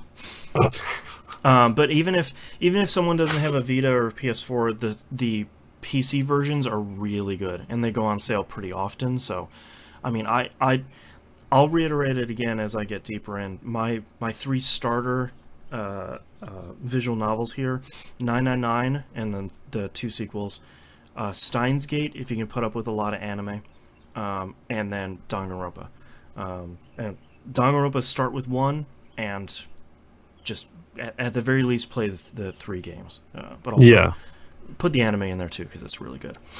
But the last thing I played is I actually I was supposed to play this last week because it just came out, was the episode 4 of TellTale Batman Season 2. Oh yeah, the darkness within, the enemy within. I don't know, so many withins. Yeah, Batman, XCOM, the darkness, evil within. Yeah. I've played the first 2 chapters, because I just haven't had a lot of time to play it this week. I'm sort of worried about the back half of this game, because I think there's still time for them to figure it out, but there are way too many irons in the fire for this game. There's way too many storylines going on, and there's way too many characters at this point. And so far it's fine, but it's one of those things that, like, it can go real wrong really quickly if either they're just gonna like kill off half their characters at the end of the season, or we're just gonna be left with just too many sort of hanging threads. It's TellTale, so too many hanging threads. Yeah, and it's sort of a shame, because I really do like they portrayed Mr. Freeze really interestingly. Like, Bane is really cool. He's almost like he almost acts like a luchador now. Like they changed his character a little bit. Like, Catwoman is still really interesting. I really like how they did Harley Quinn. She's not the normal one she is. Like, she's already established, and John Doe is not established, which is, it's Joker. As soon as you see him, you're just spoilers. Like, hey, it's Joker. He's the one that's not established, as opposed to, Joker messing with Harley Quinn and bringing her over. It's all done really well, and it's all told really, really well. And I really hope they can figure out how to wrap up this episode and the next episode really well, because I can wholeheartedly recommend the first season. I think that's really solid all the way through. And the second season, the first 3 episodes are really good, but it can all fall apart with these other 2, and I really, really hope it doesn't, because I'd like to recommend both of them, saying like, hey, are you sick of regular Batman? Like, this is really good. Yeah, to be honest, I hope they can nail it, but I hope they do it well, rather than just, by pure coincidence, everyone happened to be at the same place at one time where Batman was, and everything gets tied up because Batman captures everyone. Well, and that's the cool thing that they're doing in season 2, I won't spoil anything, but it really is like, what happens if Batman can't come? Like, what happens if Bruce Wayne isn't able to be Batman and go fix the crimes? What if he's like actually knee deep in it? How does Batman come and save the day when he can't? Interesting. I know what decision I'm making at the end of the first season now. Yeah, and it's really interesting to see, like, what does Bruce do when he can't be a good guy? Yeah. You know, like, what happens when he's trapped and can't just be like, Batman's gonna come save the day? Bap. So, lol, no. Yeah, and I hope they do keep writing that, because that's really interesting. And I think them showing a flawed Batman and them showing a Wayne family that wasn't good is really interesting. Yeah. Well, it's like, I think I'm not a DC fan in general, but I think the DC stuff is best when they get it out from under all of their stupid stuff. Yeah. Like, in my opinion, the best Batman/Superman story ever is Injustice. Not the games, but the comics. Like, those comics take all of those DC characters and turn them on their heads, and they are absolutely incredible. Yeah, and they managed to avoid being like, ooh, it's edgy. Like, ooh. Yeah. It's just really sort of like, what if some of these guys were bad? It's not, it doesn't come across as edgy, it comes across as serious. Yeah. And it's like, they take the logical argument all the way to its end, which is, yeah, Bruce Wayne has a bunch of kryptonite stuff, because what happens if Superman is the ultimate bad guy? Yeah, hey, what if he's not what? a good guy anymore? He's the ultimate bad guy. Yeah. Yeah, so I hope that it's still... I hope that they wrap it up nicely, and it's either not, you know, a million hanging threads, or it's not like the last 10 minutes. It's like, whoops, everyone died. See you next season. Yeah. Because I'd like to see them make another season and go as far as they can without it being bad, quite frankly. You know. But we'll see. I'll have finished that this week, because it's just like each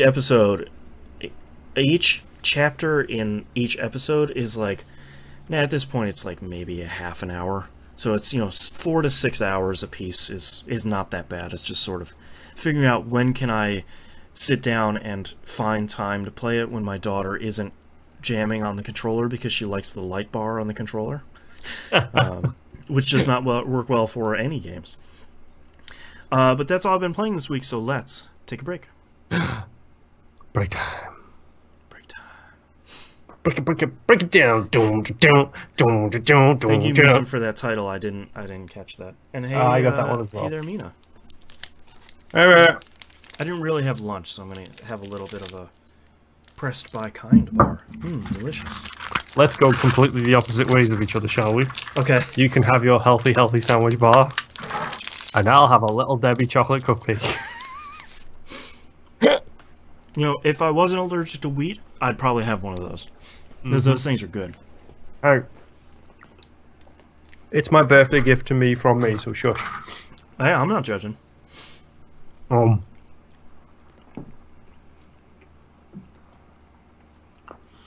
man, I should just change this to the IRL channel while we review some food. Yeah. Well, yeah, thanks for that damn bag. I caught that as I was doing it. I was like, yep, that's not 10, that's 2. Yeah, I thought he was saying like, oh, 10 hours. I was like, that's not so. Oh, it's 2. I was like, 10. Wait, that's not right. Let's get rid of that. My dad always used to call me air traffic controller because I'm very animated with my hands when I speak. So I'd start talking to him about something serious, and then he would just sit there and go.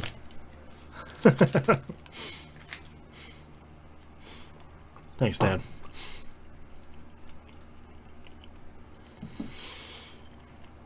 How's everyone in chat doing? Yep. Talk to us while we shove good and bad things in our faces. God, this bar is so good. This flavor is the pineapple coconut chia. 2 servings of fruit. I'm not gonna lie, names like that put me off from them. Oh, really? Yeah, because it's like super duper complicated, super weird names. It's like, just give me pineapple and coconut. No, that's just the ingredients. Like that's okay. basically. So what's cool is like, I also have a kind bar over here. Kind bars are sort of, they have a lot of stuff in them. Like what flavor is this? Dark chocolate, cinnamon, pecan. It has like all this other stuff in it, like a bunch of nuts. What I like about these pressed by Kind is this is pineapple, coconut, chia, and those are literally the only 3 ingredients, and they just smushed it into a bar. And I think it only has chia in it just so it doesn't fall apart. Yeah. And chia's good for fiber too. But yeah, it's kind of nice. I think it has a bunch of protein in it too. Yeah, low sodium, gluten-free, obviously, because I don't know where wheat would come in any of that stuff. Mm-hmm. This episode brought to you by Pressed by Chia. And Little Debbie. The two Press your complete health and then opposites. eat a delicious Little Cupcake. Debbie snack. Hey guys, personal question answer if you want. Do you guys still talk to Knobs? And is there a third host in the future? We do still talk to Knobs. I mean, we're still friends with him. Is there a third host in the future? Time will tell. Sort of letting it settle into just Moon and I here. See how that goes, and then I don't know if we find the right peep, we'll loop somebody in. But yeah, it's hard whenever the lineup changes, because it sort of needs, for me, it needs a little bit of time for the show to sort of settle into what it is now, because it changes every time, and you sort of have to find your footing. And we're still doing that, but episodes so far are going great, and I hope you all agree. Mina, the name you're looking for is the Chichuca Luca, or as Jess calls it, it's the Dulce de Leche. it's a Beatles song, the Goo Goo Jew. Oh yeah, because it picks up a stupid rock and then uses it as a shield. Stupid smart birds. Mm-hmm. I really, my wife told me the other day, she's like, you know, if you want to buy Monster Hunter World, we'll find you time to play it. And it's like, no, you. I don't think you know the investment. Does that mean the problem is like, you know, it's not the sort of thing where you can just like, I can play Destiny every once in a while because you can just pop in, do some public events, and like pop out, and you know, it's a half an hour, and that's fine. You know, I don't have to ignore my kid or anything. But yeah, like Mina says in chat, it's like MMO time. You have to invest in it. Like you really do have to sit down, and it's not. You can't, and you don't want to play just like an hour a day. You want to sit down and you want to play 4 hours in a sitting, because you really want to get a couple hunts down. You want to get your armor together. You want to outfit your palico. You know, like you want to get some stuff done. And that's the bit about like the step up I mentioned. Like when I got one shotted by that stupid ice dragon, it was like, oh, okay, so now I have to go back and just do a little bit of backwards work, because I mean, oh sorry, I totally forgot to mention I played with Soulman as well this week. I think you had him on your list. Did I have him on the list? Yes, I did. Yeah, he was first on the list. But like I was playing with him, and I was like Hunter rank 5, but he was still Hunter rank 1 or 2. It's like, how is Soulman of all people still rank 2? And then I realized because it's Soulman of all people, and he has been gathering everything and doing everything, which is the smart thing to do going forwards, because then you have the materials for that stuff that when you unlock it, it's like, oh, I can just make this right now. I don't have to do any grinding because I've already done all that in the past. Yeah, I have a handful of rare gemmed poop because I've searched 5,000 poop files. If you see a dung beetle rolling a ball of dung around, hit B and you'll kick the dung beetle off and you can pick up his rolled up dung. That's great. Oh, Monster Hunter's great. Yeah. Oh, which, by the way, if you haven't seen them, like Boston, if you want a reason to buy it, just do a quick search on the Palico outfits. Like I've been seeing a lot of them on Twitter. So cute. It's so ridiculous. Yeah, between like the cool looking armor and the character models for the women like actually look good, and they don't look, because whenever I pick it up, I'll roll a female character because that's just how I do it. I like to call that the soul man rule. If Oh, you're going to is it? spend 40 hours looking at something, would you rather look at a guy or a girl? I don't know. I just like, I roleplay as a white dude in real life. I'll roleplay as something different in a game, you know. But yeah, I'm really, I feel like I am one good sale away from just picking up Monster Hunter World and just not sleeping. Yeah, picking up Monster Hunter World and, oh, I'll get to Assassin's Creed Origins eventually. Yeah. I have Monster Hunter to play now. Yeah, I'm just like pushing my pile of shame off the TV stand. Oh man. All right, well, you ready to wrap this thing up? We got a lot of questions this week. Yep. All right, starting in 3, 2, 1. Let's talk releases for the week of February 5th, 2018. Shadow of the Colossus comes out on PS4. That's the brand new, complete remake. Not even a remaster this time. And why? Just why? Didn't they re-release it twice already? Like once last gen and once this gen? Yeah, they remastered it on PS3, and then this is like a full remake. I know I sound like a hipster, but I don't like either Shadow of the Colossus or Eco, so I sort of... Never played them. Yeah, I've tried both of them, and they both really didn't click with me at all, so, like, I get it, and I'm super glad that... This is another thing, like, I'm really glad that more people get to play a critically acclaimed game that they might not have, because either you didn't have a PS2 or a PS3, or you're just too young or whatever, but... Well, it's really great. I played Ico back in the PlayStation 2 days, like for about an hour, and then bounced straight off it because I was so young and it wasn't my kind of game at the time. So it's something I'm interested in playing, but at the same time, I'm really kind of not, because it's like, okay, I can play this old game, or I can play the modern reimaginings of games like that seem to do it so much better. Or you could just play Monster Hunter World. Oh, or Elite Dangerous. I've got spaceships to jump into. Civilization 6 Rise and Fall comes out on the PC. This is the first expansion for Civ 6, which is a game I keep forgetting about just as a self-preservation thing, especially now that it's out on iPad and I have one of those. I don't really need to know that. I have a PC. I don't need to hear about these games anymore, please. Yeah. I'm already in trouble enough. Thank you very much. Yeah. Octogeddon comes out on the PC, which is a game I didn't realize was out already. I've been looking forward to. This is the new game from the lead designer of Plants vs. Zombies. And basically, you're a giant killer octopus that is out to destroy towns. And it looks really good. Katamari Occupy? No, just more like the old Rampage, like NES and arcade games. Oh, okay. Yeah, like let's War of Monsters destroy this city. Dwayne the Rocktopus. Yeah, there you go. Sorry, I couldn't help it. That movie looks so bad. Yeah. But anyway, moving on. Rust comes out of early access on PC, OS X, and Linux. Oh, wow. How long has that been in early access? Yeah, I was just thinking, like, when I wrote this down, I was like, man, look at a blast from the past here that just came out of the gate at early access hot and just did not keep up. Like, whenever Ark came out, and was like, oh, well, I'll play that instead. And it's like, oh, PUBG came, oh, I'll play that instead. And it's sort of like people are leapfrogging all these other things. I'm glad to see it came out of early access, and I'm sure it's a fully featured game, but... Yeah, I mean, my biggest issue with stuff like that is they're all community-based games, so if you have a group of 6 friends, and you're all playing Rust, and then one of them jumps over to Ark and says, oh, but this does these things so much better that we've been complaining about. Yep.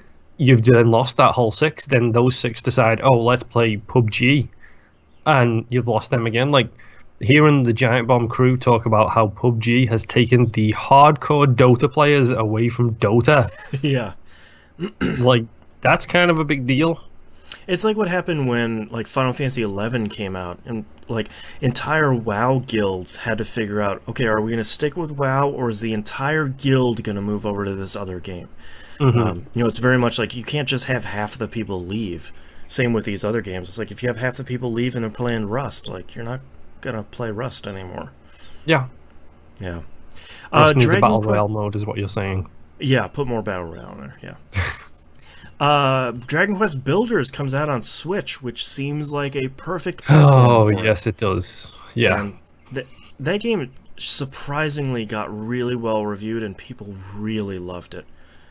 I did not think that, to distill it down, Dragon Quest Minecraft was going to be good, but they actually took it and made a really good game out of it. So, yeah. Not gonna lie though, I kind of want Dark Cloud 3 or 4. yeah, just I miss another Dark Dark Cloud. Cloud in general, forever.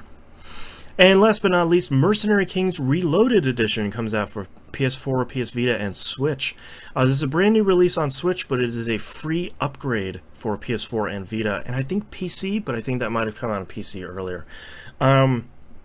Basically, Mercenary Kings, if you haven't played it before, they made a side-scrolling Monster Hunter. Yep. But like with a lot of their games, they made it too mean. Yep. A lot of this are... Basically, this entire update is, hey, we put in another character and quality of life fixes that make the game 100% less mean. Yeah. So I mean, I saw a couple of like videos of that. Like, I think I watched a quick look of it at some point. I don't know why I'm pimping Giant Bomb so much this week. GiantBomb.com. Yes. But I watched a quick look of it. Really interested in it at the time. But that was before I got Monster Hunter World. And as much as they might have put QoL improvements in there, I don't think they've hit it to the same level that this has. Oh no, and I think it's a very different game. It reminds me a lot of like 16-bit platformers. If they took the mission system and the item farming and creating new weapons and creating new armor that Monster Hunter does, and they sort of didn't hit it out of the gate. And I think the real unfortunate part of it is Mercenary Kings is pretty old at this point, so I think. Well, I'm 2 years behind on Giant Bomb videos, and I saw the quick look for it, so that should tell you how old it is. Yeah, it's exactly 2 years old, and I think the people like me that really liked it, except for all of these sort of mean issues that were there, we've already moved on. I mean, that's the tough part. All right, let's move into news stories. Let's start off with the technically really confusing but interesting story. A Donkey Kong scoreboard has stripped Billy Mitchell of his records. So, is this the one I saw in Discord and then did a bit of researching on? Potentially. So, I think everybody, King of Kong, Billy Mitchell, tot sauce selling, American tie flag wearing. There was a guy that ran a scoreboard that focused on just Donkey Kong. And, of course, Billy Mitchell was near the top of that at a 1.05 million score run. He has been stripped of his title because Son of Solid Snake in chat says, Billy Mitchell, the mullet dude. Yes, that guy. This is really interesting, a really interesting technical tale. He's been stripped of this because basically the scores that are officially, I guess, accepted are from an arcade machine. And usually it's just somebody with a camera pointing at the arcade machine for the however bajillion hours people need to play to get these high scores. Yeah. What it appears to have happened, now that they're really looking at these tapes, is you can play this stuff on MAME, obviously, because for anyone who doesn't know, multi-arcade machine emulator, it emulates basically every arcade machine ever made. The way that MAME renders the level when it draws in the level, when it loads, is different than the arcade machine. The arcade machine sort of renders stuff from one side to another, and like it only does it in like 5 frames, so you really have to go frame by frame. Basically, it draws it from one side to another, where MAME says we're going to draw like ladders and then girders and then the other stuff, and it sort of pops stuff in. Yeah. So what they're saying that Billy Mitchell has done is basically started a bunch of games on MAME until he found the RNG that he liked. Oh, and then wow. ran and recorded that and claimed that that was his arcade machine world running record. And I really recommend, I'll have the link to it in the show notes as always. I really recommend going and looking at this guy's post. It's really long, but it's really interesting because the guy wants to present all of his evidence and explain why he's doing this, because obviously Billy Mitchell is a controversial but well-known figure. So you can't just say, like, we stripped him because he was doing shady stuff. He's going and saying, like, here are the gifts, here's picture by picture, frame by frame, what this one looks like and what this one looks like and how they're different and why we're making this decision. And it's not, for me, it's not so much, you know, pointing and laughing at Billy Mitchell, because he's just a person, like, let's not do that. It's more of, here's how we figured out that something isn't right because of how, you know, the machine is drawing the individual elements on the screen. Yeah, and if he wants that, why didn't he just do it with an actual arcade machine? I think that's been the whole question, is like, obviously you're good at Donkey Kong. Like, people made a movie about it. you could clearly do a lot of this stuff. Like, why not just keep pumping that quarter button until you get the RNG on the actual machine? Yeah, I think that's the big question. I haven't seen any sort of response from Billy Mitchell himself, but that's sort of the question, which is like, why? It's very weird. Oh. People are weird. Yeah. A pleasant surprise, though, is This Is the Police 2 was just announced. I am shocked and amazed, and I'm in love again. Yeah, thank you. I was 100% sure This Is the Police would be one of those games where I'm like, I love it, everyone needs to play it, and we will never get a sequel. One and done. And we are. It's coming out this fall, and or coming out later this year. It's set in a cold northern border town, and you're going to play as a sheriff whose name is Lily Reed. So it's cool. It's kind of taking, like, you're playing as a woman, you're playing in a much different setting, and we're getting This Is the Police 2, which is probably the best news this year. Yay! Yeah, if it's a cold northern town, does that mean it's in Canada? So is it This Is the Police A? Or, that'd be great. This Is the Police A. Yeah. That'd be great. I was just thinking, like, they never really said where the previous game was. It was just Freeburg, I think it was. Yeah, kind of get the San Francisco kind of vibe from it. Yeah. Man, that's so exciting. I will play that wherever it comes. Hopefully it comes out on consoles, day and date. But if it doesn't, I just pre-order it on Steam. Like, let's do this. Yup. Love it. A little bit of a delay here, unsurprisingly, because it's from Rockstar. Red Dead Redemption 2 has been pushed back to October. I'm waiting for the news saying it's pushed back to 2019. March 2019, yeah. They delayed, what, 3 times? So... At least, yeah. This is delay number 1 or delay 2? Delay 2, I believe. So I think it was supposed to come out early or late last year, and it was like, no, March. Now it's, no, October. I don't know. I'm surprised at how many people are that hyped about Red Dead Redemption 2. I don't know if I played the first one too late and wasn't really part of the zeitgeist.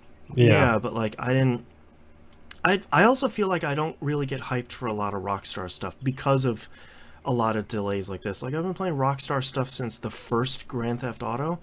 They've always had this problem. Yeah, I will get excited when I have that game installed. Because even if I start getting excited when it comes out, I'm still going to have to wait 4 days for it to install. Yeah. Do you think you're going to pick it up? Are you excited for this? I'm interested. I mean, I think Red Dead Redemption 1 was the first time, in my opinion, Rockstar have 100% nailed the story. Yeah. The right beats, the right flow, the music. Good God. It's still one of my favorite moments in video games, period, takes place in that game, and it is I think we've talked about on the show before, it's the riding your horse back to your farm. Oh God, that scene is so good. One of the best moments in video games ever. Yep, I will agree with that. So if they can do the same thing again, great. But it needs to be new characters. Like, I know there's been little information come out about it so far, but I'm avoiding it. See what happens when I actually get my hands on it. Yeah, and the only thing they released with this was 6 new screenshots, and it's a lot of like dudes with horses and guns. And I'm assuming a lot of sunsets, so you can't see facial features. The very first screenshot is of a sunset, like someone riding next to a sunset. There are a couple faces in here, but nothing specific. Of like, they just look like cowboys and cowgirls, you know. I don't know. In shocking news, Sony President Kaz Hirai stepping down after only 6 years to be replaced by Kenichiro Yoshida. This is kind of surprising because I feel like, you know, as he stepped up as CEO, he had the monumental task of unscrewing Sony from the PS3, the beginning of the PS3, sort of ushering it into the PS4 when everyone was honestly writing that console off before it even got announced, saying like, you guys are going to screw it up again, so see you later. Like, yeah. And I feel like he was like a big part of turning that ship around, and to see him leaving after only 6 years seems odd. Is this a vertical move for him, or is he straight out the door kind of move? I think he is straight. The Sony nominating committee proposed that Hirai step down into a chairman role, but remaining on the board of directors. That sounds super political to me. That does. Yeah, he might stay on the board, but you know, some of the stuff sounds like, yeah, man, I'm just leaving. See ya. Yeah. So I don't know. It's, you know, there's a million reasons. You know, the Activision CEO just left the company too, and it's sort of like not a lot was talked about there. You know, as you know, it's like somebody getting fired at work. It's like, we're not really going to talk about it, but yeah, you know, at some point they pointedly don't talk about it, and I don't feel like that's this way with Kaz. I'm just kind of like, it kind of tickles me because it feels like the big names are moving out of the video game industry. Like, they kind of don't like the way it's going right now. Yeah. Like, what? It's not Spencer. It's the other Phil. I think it's Phil, the guy from EA who went to Liverpool. Oh God. Is it Moore? Roger Moore? Pete Moore? John Moore? Peter Moore. There we go. Yeah. It's like, I can't help but think he jumped out of that corporation at the perfect time. Yep. Before it went wrong. And I can't tell if is it one of these things where, like, he's always said he's a big fan of the club, and is it just a case of, well, this industry I love is going downhill really quick because of things I can't control. This team is a good chance for me to do something different. Right. It's like a dream job that you can't turn down. Yeah, so I'm just curious if these people are seeing the damages done to companies and reputations and things like that by some stupid mistakes by people in suits. And get out the door as quick as they can, kind of thing. Yeah. Son of Solid Snake in chat says he's staying on with Sony, so he must be staying on in like, obviously, if you're the CEO, you would probably, given the opportunity, you probably want to stick around as a member of the board. You know, seems like a pretty good position to be in. I'm curious if it's a board of directors to ride out the rest of your contract kind of situation. Yeah, maybe. Keep getting that stock. Yep. Next news story. I am proud to say that I was wrong about Dissidia Final Fantasy NT. There is a story mode. Yay. The interesting thing about this one is they have a whole huge grid of story mode nodes, and apparently it's pretty deep and pretty long, and basically you earn in-game currency to unlock those nodes by actually playing the game. Yeah. So it's a little bit different than a lot of I know a lot of fighting games do, like, well, you have story mode and versus mode, and story mode is sort of like an extended tutorial. But apparently this one is a lot like the previous Dissidia games, where all these Final Fantasy characters get sucked out of their own worlds and into this other dimension, and then everybody fights. So it seems pretty cool. And thankfully it's there. Yeah. And last but not least, EA confirms their delay for BioWare's Anthem, allegedly to make room for Battlefield. They are delaying it. They're pushing it back to early in 2019. EA CFO Blake Jorgensen said, quote, "It's not a delay," end quote. It's a delay.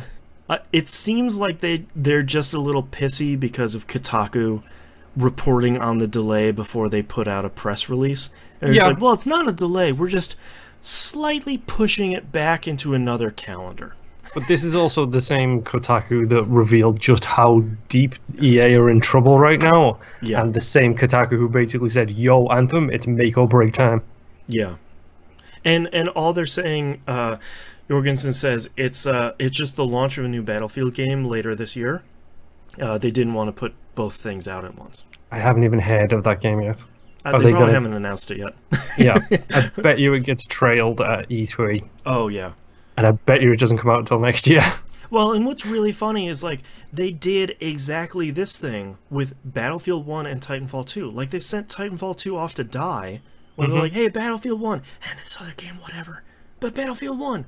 You know, it's like, they must really be betting a lot on Anthem if they're going to move it out of the way of something else, when they made that mistake before. Yeah. I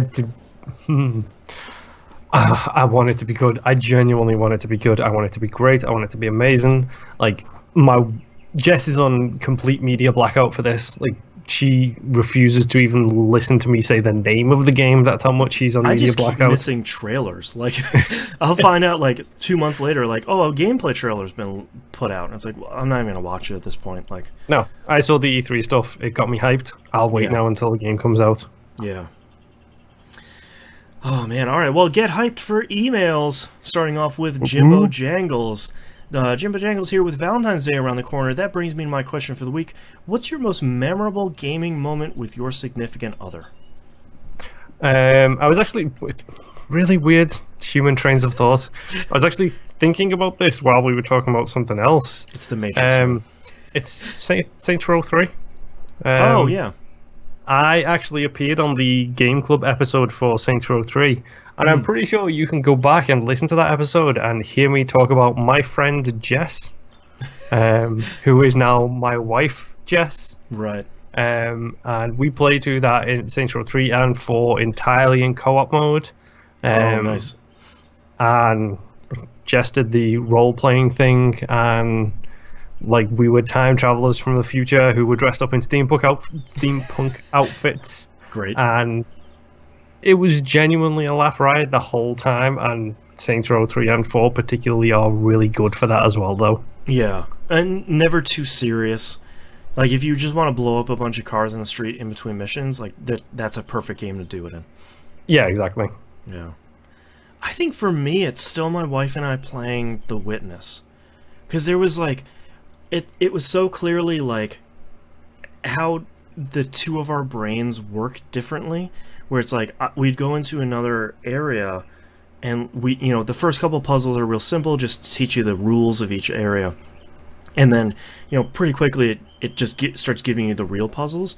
And a lot of times I'd be like, oh, it's this, connected, and I'm just like flying through puzzles. And some of them I'll get to another area and she'll like, oh, give me the control, I don't know how to do this. And just, draw, and just like flying through areas. I'm like, I don't even understand how you're doing this dark magic you're doing right now. Like, what's happening here? Yep. And I think, like, us eventually saying, it started off with like, oh, this is fun. And it's sort of being like, oh, this is starting to get hard. And then it's just like, all right, get a notebook. Let's do this for real. It's like, all right, we're cutting out pieces and we're putting them together, and it's okay, now and like, just having two people not knowing anything about that and getting two pairs of eyes on a game that's so much about observing the environment was really cool. Yeah. One of my favorite memories actually might be, if I'm not on the show next week, folks, that's because my wife has listened and has killed me for telling this story. I'd like to give you Exhibit A, Your Honor. Yes. Basically, we don't fight much, myself and Jess. Mm-hmm. We have issues. Everybody has issues. You have conversations about it. You try and fix things. You move along. One of our biggest fights was caused by video games. Okay. Specifically, EA Sports UFC. Oh boy. Okay. So, I'm good at video games. I've been playing them since I was 13. You can, But bad at drinking, as we found in the pre-show. yes, yeah, horrible at drinking, and no, not alcoholic drinking, just regular old drinking. Any liquid.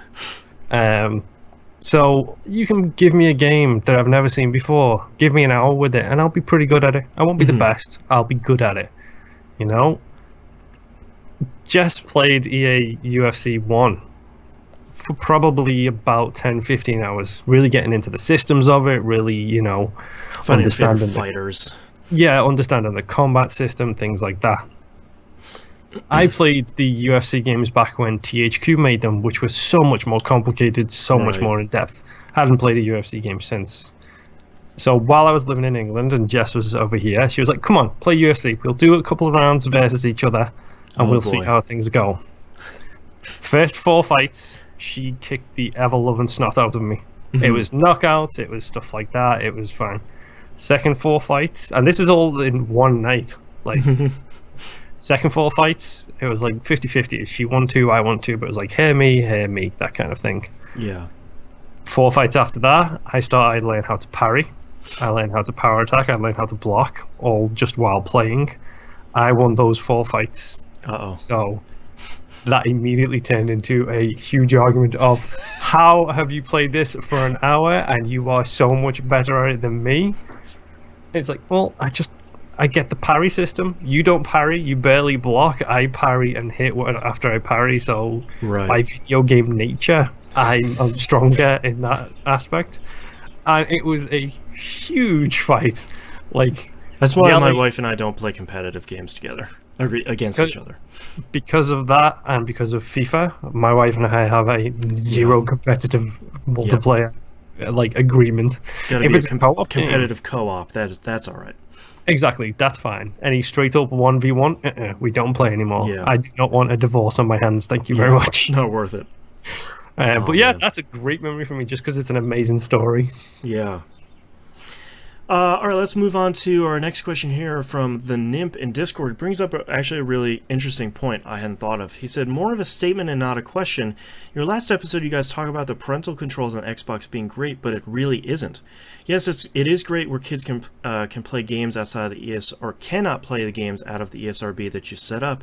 You can password lock the store so they can't buy things. However, my issue is that the Xbox does not curve their ads at all, even with the parental control active. My son's account still gets ads for adult games that have very mature pictures or display cases.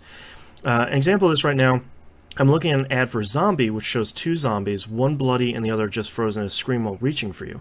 Not great for my 9-year-old and 4-year-old to see.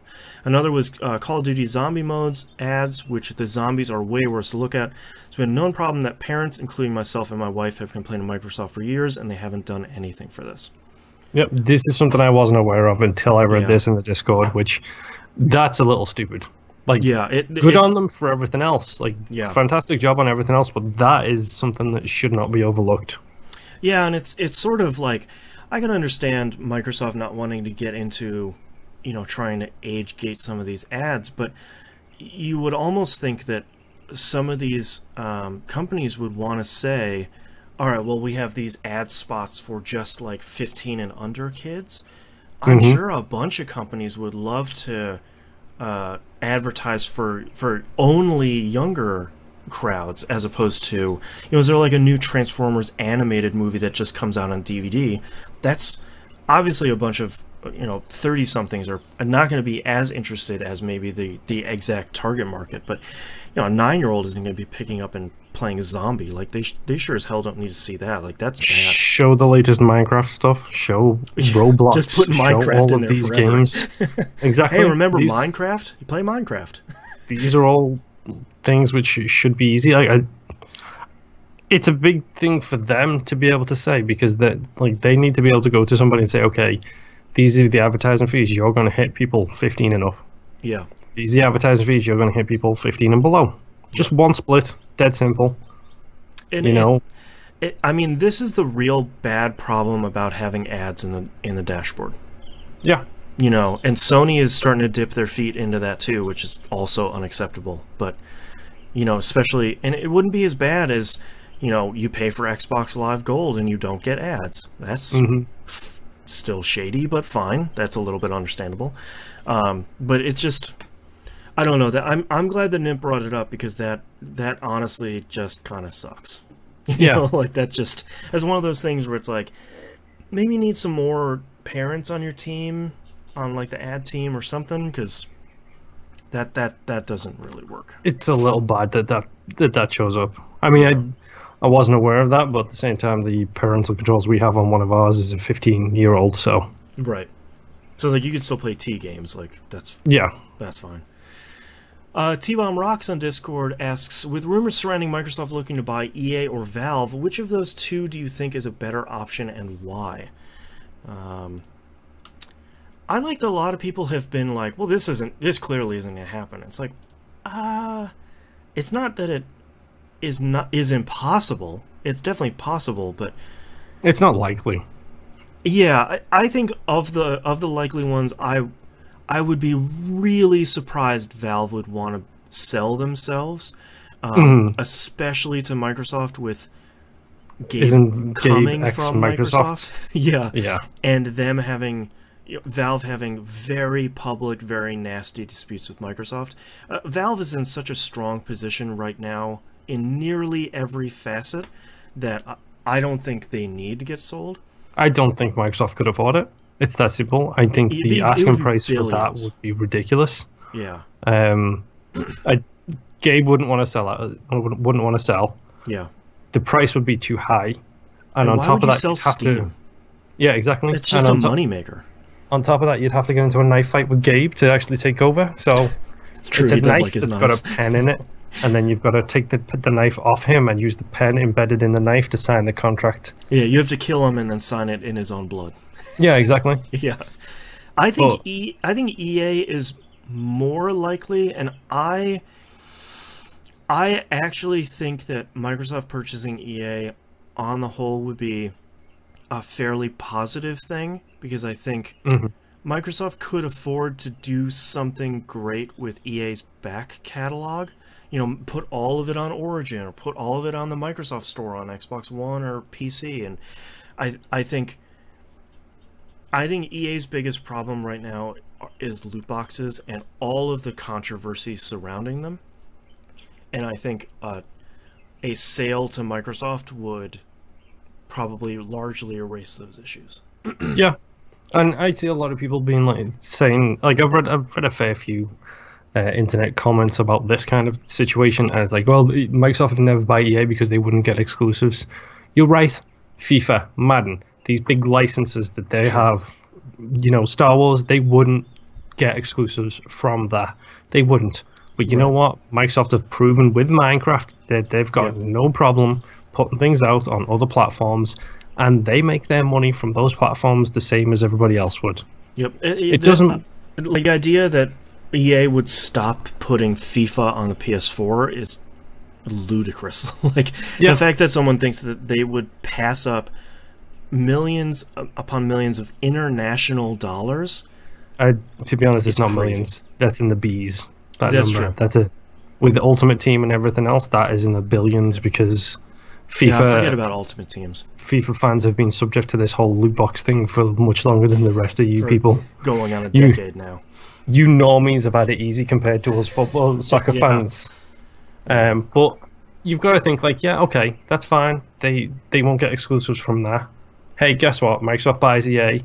All of a sudden, 2 years' time, there's a new Skate game. Sure. 3 years' time, there's a new Dead Rising game. Right. 4 years' time, there's a new whatever you want. Think of the catalogue that EA have got under their wing that they're doing nothing with. Command and Conquer. Yep. Well, and the great thing about Microsoft is throughout their entire company history, they are never shy to spend money that might potentially get wasted.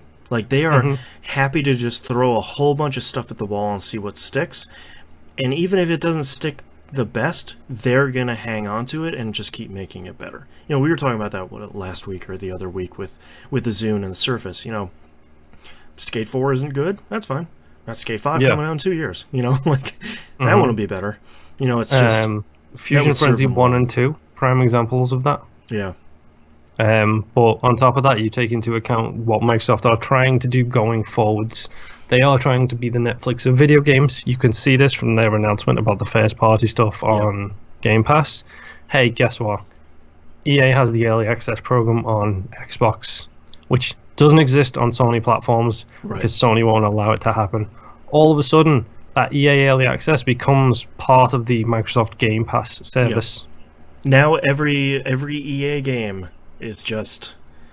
It's right there. You want to play Anthem day one? $10 a month. Yep. You want to play Battlefield 5000, whatever the new one's going to be? $10. Yeah, I honestly think, in my heart of hearts, they need it. They need to. If they're gonna do it, they need to go big with EA, because EA is on a downturn right now because of the situation they have put themselves in. Their stock has been flip flopping quite a lot recently. Yep. You've got, like I was reading Pactor's discussions about this, and he was saying generally when a company comes in and takes over a publisher, it's because they can brute force it, like Take-Two are trying to do with... No, not Take-Two. Vivendi and Ubisoft? Exactly. Yeah. There's that situation where they're trying to do it forcibly, and then there's the other situation where it's like, how many executives want to get out the door because the situation at that company is not good right now? And How EA big is of a big check can we give you? Exactly. EA is a prime example of a company that's probably got executives with one hand on the door already, just waiting to get out. Golden parachute in hand. Exactly. That they got from the box. It's a good chance for them, and if they do snap up EA, Phil Spencer's been pretty clear. Games as a Service is his ongoing mission. He received a promotion to top tier of Microsoft as a whole, which is kind of unheard of for the head of the Xbox department. That shows you that they're kind of taking this a little bit more seriously. Yeah. So, if they can do it and keep putting stuff out on other platforms and then add it all into their Games as a Service thing, it's a win-win for Microsoft either way. You'll get your $60 over there, you'll get your exclusives or even timed exclusives over on your platform that you're trying to build. Release Skate 3, say, yeah, it's a one-year console exclusive because we don't want to be like that towards people who play video games. Right.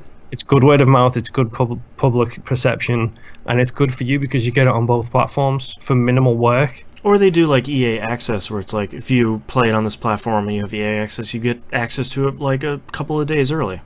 Yeah, you get to play it over the weekend, T-Bomb Rocks continues his question here. Whatever other companies would you like to see Microsoft acquire to help with first party? For me, Obsidian or Platinum Games would be exciting. I'm actually surprised and they may have behind the scenes, I'm surprised they didn't try to buy Platinum Games when they were promoting Scalebound so hard. Scalebound, yeah. Because it seemed like they could say, all right, we got Scalebound, we got Bayonetta, we can throw some Bayonetta money like Nintendo's been doing. That's why it only comes out on Wii U and Switch, because Nintendo's funding the development of Bayonetta 3. I'm surprised they didn't try and scoop up Platinum then.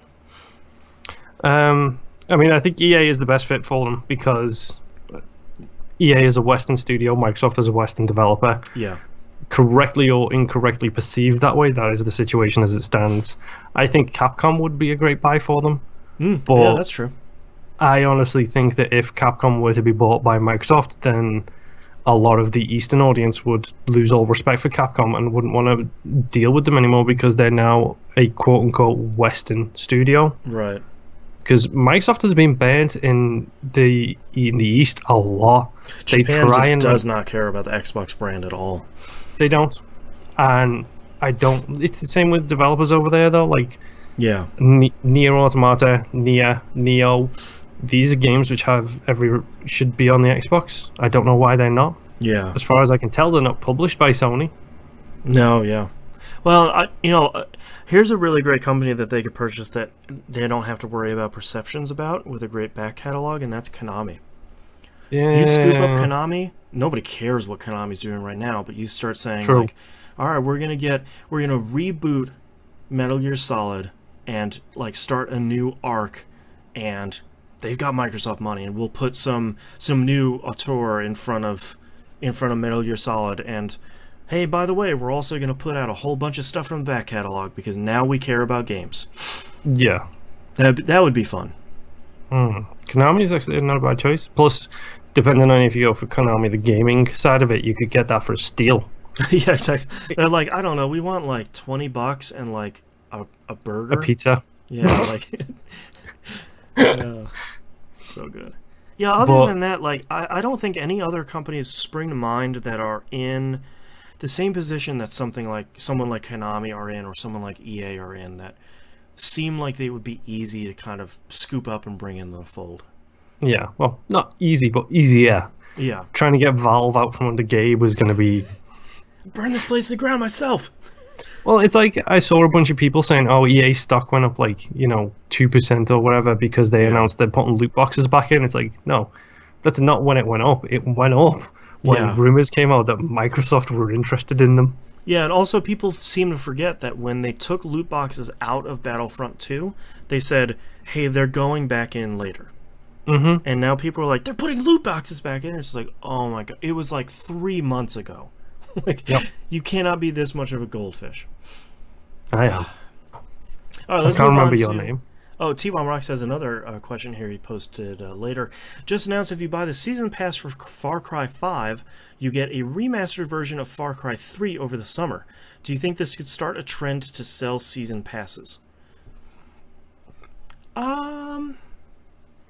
This is such a weird one, because I don't know who's going to say, like, hey, I'm excited for Far Cry 5. Let's play Far Cry 3. It's sort of... I don't know why you would want to, like, back-to-back an open-world game that Far Cry 5 is probably going to be, mechanically exactly the same as 3 and 4. Yeah. And 2 with less malaria. Yeah. And Far Cry 1 was just such a weird game that I don't even like comparing it to anything. I don't know... See, this is such a weird one, because in so many ways, it seems like if you put Far Cry 3 available digitally on, a remaster digitally on platforms, and you sell it for like $30-40, I'm sure you'd get a bunch of people buying it. Mm-hmm. I think the best way to do it is the way THQ Nordic, aka THQ, did it. Which is they announced Darksiders 3, and the day they announced Darksiders 3, the collection went on sale. Yeah. For like $30 or $40 for the remastered edition of Darksiders 1 and 2. Yep. Here's an announcement. You want to get back up to speed? Here's the 2 games the day of the announcement. The game's probably about a year out, so enjoy it. You got plenty of time.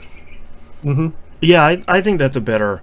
even in the press release, say like, hey, the first 2 games are available for way cheaper right now. Yeah. I mean, I'm not going to lie. I'm getting a little bit fed up of season passes. Yeah. They haven't really been... I feel like they over time have not been getting better, and I feel like... I've never subscribed that much to, oh, well, the season pass just has all the cut content from the game, and now it's the full final. I've never subscribed that. Clearly, there are some cases that have been like that. Or you've got, like, Capcom... All right, birds. Seriously? You've got, like, Capcom with Street Fighter and, on-disc DLC. That's a separate issue. But, like, I feel like most times when you see a season pass, it's like, great, you get 3 single-player DLCs for this Assassin's Creed game that'll come out over the 2 years after the game. It's like, I'm done with the game by then. Yeah, like, I don't want to go back.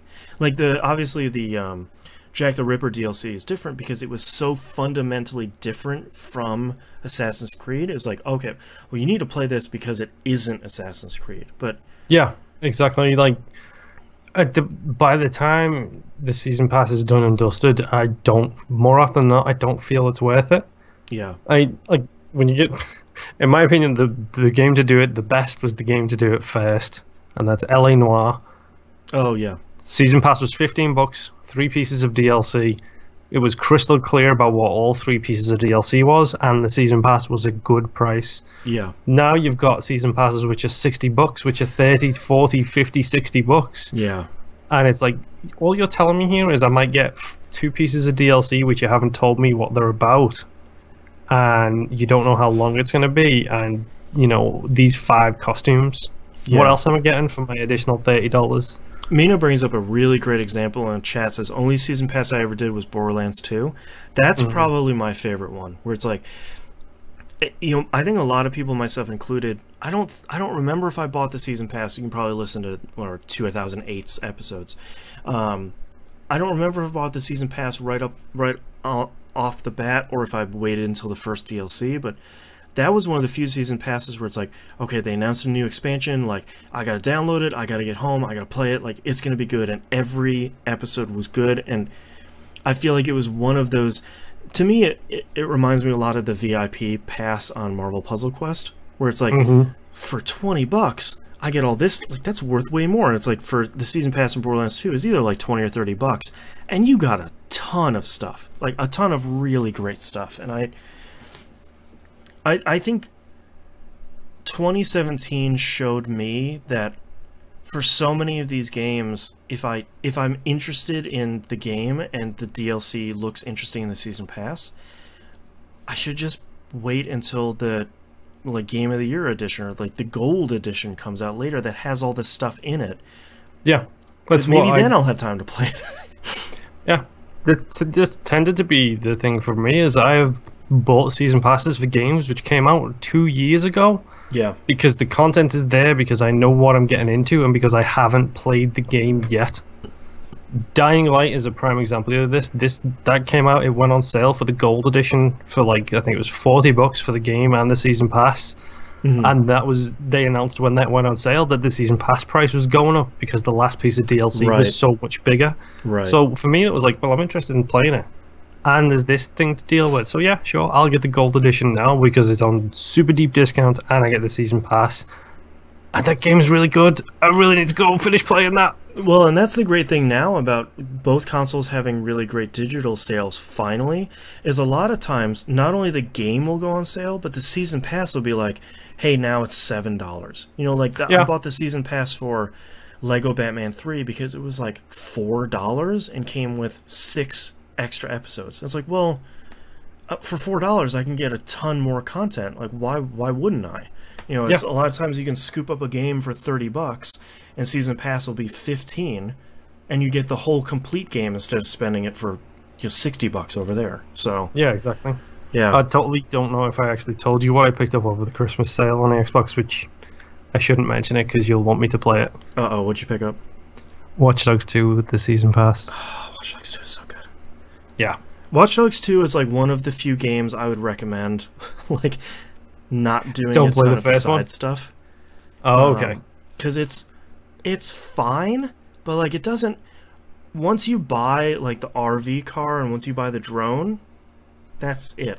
You don't really need to do anything else. So, yeah, I mean that game is good. But Watch Dogs 2 is a game you can play at any time. Yeah. So, like, whenever you're looking for, like, oh, I feel like a Ubisoft open world game, Watch Dogs 2 is waiting for you. It's ready. I recently finished Assassin's Creed Origins as well, so... Yeah. Late Elf asks, speaking of Far Cry 5 DLC, having read what those are supposed to be, what do you think the chances are of using something like a drive-in movie as a framing device? So the whole thing that I'm seeing is, like, one DLC is in Vietnam, and one is on Mars, and one is, like, further in the future. And it's sort of like interesting. Some of that stuff it almost seems like they're trying to take the approach of Blood Dragon, where it's like it's Far Cry 3 but it's weird and totally different. Whoa. It also reminds me a little bit of the Wolfenstein 2 Legends, like those like stories they're doing. They're almost done with those, by the way. Yeah, the stories of the Rebellion or whatever it's called, where you go in and you hear the story of somebody. You play as somebody totally different. But that allows you to take it in an unconventional way. This person was a super soldier. This person was based on Mars. This person was the other. It's stories. That's the whole point. You can get away with them. Right. I mean, it's an interesting framing device. It'd be cool if they did use a drive-in movie as that, because that'd make a lot of sense and that'd be really fun. Yeah, that stuff like that is always cool. Like when they produce DLC like that makes sense. Like these cards that you go in and you literally, for the Wolfenstein 2 stuff, you go and sit at one of those old school movie theater things where you stick your head in and watch like the movie reel go past. So things like that is great. frame it in a realistic way. Don't just have an NPC who constantly yells at me to come and explore this new area of town. Welcome to the EA store, traveler. Yeah. Yeah. And last but certainly not least, probably my favorite question of the week from Maximus Prime in Discord: do you think Crackdown 3 will be on and poppin', or whack when dropping? Yeah, I saw this. It's so good. So I think it's going to be both. I think reviews are going to say it is whack when dropping, because nobody seems to like... Critically, the Crackdown games don't do very well. The first game had a lot of issues, but obviously fans really loved it. Second game retread a little bit too much of the same ground for it to be critically positive, but again, fans really loved it. Yeah, I think Crackdown 3 is going to be the same thing. It'll be reviewed and be like, here, Crackdown 3 drops. Too little, too late. 5 out of 10. It's gonna be something like that, and fans are gonna be like, "This is great! I'm jumping over buildings! Woo! Agility!" Yeah, I'm expecting that and Sea of Thieves to get the very similar reaction, which is critics hate them, people who play them love them. Here's the big question I think that's going to keep coming out of Sea of Thieves from reviewers, and especially on podcasters and like Quick Looks and stuff, is, but what do you do? Like, that's going to be the question. That unlike something like Monster Hunter World that has a clear gameplay loop that you can say, oh, you upgrade your equipment, you hunt down more monsters and stronger. Sea of Thieves is sort of like, you sail the seas with your friends and do missions. And get treasure. Yeah, and I think the upgrade your question is ship. still like, but what do you do? Yeah. That question is sometimes appropriate. Something like No Man's Sky, where it's like, no, but really? Yeah. That's a really good example. Yeah, and something like Sea of Thieves, where it almost seems like it matters less, as someone looking from the outside in, it seems like it matters less because really you're just being pirates with your friends. And like at some point that core part is fine, and maybe there doesn't have to be a total purpose. Yeah. But this is actually, like, that game is on our list of things to get as soon as possible. Well, for thanks to my the wife and I. Xbox Game Pass, only $10 a month. Yep. Guess who's signing up for that soon? That's right. This guy. Yeah. I think Sea of Thieves, I will continue to fight for Sea of Thieves and Game Pass, because I feel like that's the easiest way to get you and your friends to play Sea of Thieves. It's just, you spend $10, you get access to 100 games, one of them is Sea of Thieves. If you don't like it, cancel the plan, and you don't have to play it anymore. You don't have to like return a disc or fight with GameStop or whatever. You can just try it out. And if you like it, keep spending the $10 or spend the $60. Yeah. And then buy the season pass and the loot boxes. I don't think it has either one of those. Don't say loot boxes. I don't think it has either one of those. It's going to. You know it's going to. Man, if Rare puts out loot boxes, like, I feel like that is the end of an era for gaming. Dude, we're done. We're over. Forza has loot boxes. This is a game about getting loot boxes. It is going to have loot boxes. I bought a bunch of cars recently in Forza Horizon 3, and it keeps asking me, like, do you want to spend credits? And I was like, oh, right, you can buy, like, real money credits to buy cars. It's like, if there's any game you don't need to do that in, it's Forza Horizon. It gives you a car for, like, after every race for the first 30 hours. Like, pro tip: go into the store page in the actual game. You can turn that notification off. Oh, that's right. I need to turn that off. Yeah, really handy. Okay, well, that's our episode this week. Thank you very much, everyone, for writing in, and thank you all for listening. If you'd like to visit us, you can do so at tvgp.tv. Everywhere to reach us is on the right-hand side of the page, including, as we were talking about, the Discord server. That is, you want some stuff on and popping.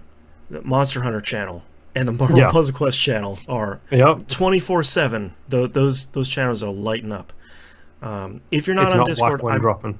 Yeah, that's right. I'm too white for this. I know, I can't keep this up. I really recommend, if you haven't been on Discord, everybody, of course, since it's the TVGP community, is super welcoming and super friendly. Come in and chat with us. We're talking about yesterday, a bunch of people were talking about 18-wheel trucks.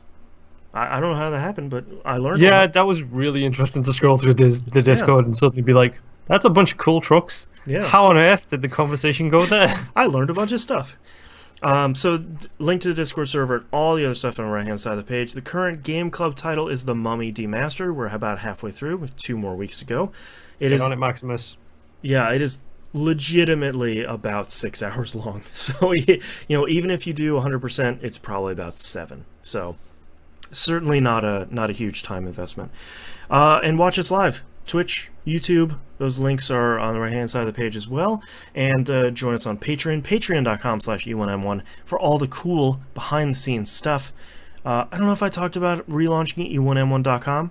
Find all 3 shows there, E1M1.com. Not on the show you didn't. You did on Twitter. Okay, well, E1M1.com. Find all of the all 3 shows on the E1M1 network. And that's all we have, so we'll see you all next week. Bye. Dance, dance, dance. Boy, I have way more titles than I thought I would. We had like no titles up until we started talking about Monster Hunter. Forzathon? Question mark. That was a really good one. I didn't write that down, but I will. Blanco Kuma. Oh, yeah. I knew you would miss that one. So stupid. Why did I say that? Snuggle up and read about some murders. I wrote that one down. I'm sorry to point this one out, but America Thai flag. America Thai flag? Yeah, I heard myself say that, and I was like, wait, is that backwards? I'm just going to keep going. That's like me with the 2 and the 10. Yeah. 10. If you don't acknowledge it, nothing ever happened. No, exactly. Any other titles? Nope, that's it for me. I have My Wife Loves Her Country Music. Okay, I kind of like that one. The second one gets my my vote. No relation to my cat. That's so good. The Mayor of Space, The Loop of Shame, That Sounds Too Cute, Monster Hunter Curious, because I like how you laid that out like it was a sexual preference. Like, I'm sort of Monster Hunter Curious. Oh, wow. Snuggle Up and Read About Murders, Forzathon, and Blanco Kuma. I really like Loop of Shame, but No Relation to My Cat is actually kind of good as well. Just the way you throw that, because you were like, "Oh, her name's Louise, no relation to my cat." It's just like, well, yeah. but Monster Hunter Curious is so good. Monster Hunter Curious is also really good. I sort of want to vote for that, just because of how you said it. You're like, oh, if anyone's like Monster Hunter Curious, it's sort of like. I'm gonna circle that one. I feel like that's a really strong. I feel like almost all of these are really strong this week, which is really uncommon. Which is why we do this segment that surprisingly most people don't listen to. I ran a poll for that on the forums years ago, where I'm like, "Hey, do you guys listen to the title section?" And they're like, "The what now?" And I was like, "Okay, maybe my gap is too long there." All right, starting in 3, 2, 1. This is That Video Game Podcast, episode 537 for February 5th, 2018. Monster Hunter Curious. It's a safe space. No Monster Hunter shaming here. Alright, thank you so much everyone for watching and joining us. As always, there were way more people here this week. I'm assuming that all of you are hiding out from people in your houses watching Super Bowl. So, yes. So that... Go team! Yeah, go sport team. Alright, see everyone next week. Bye! See ya. I should look up there where the camera is.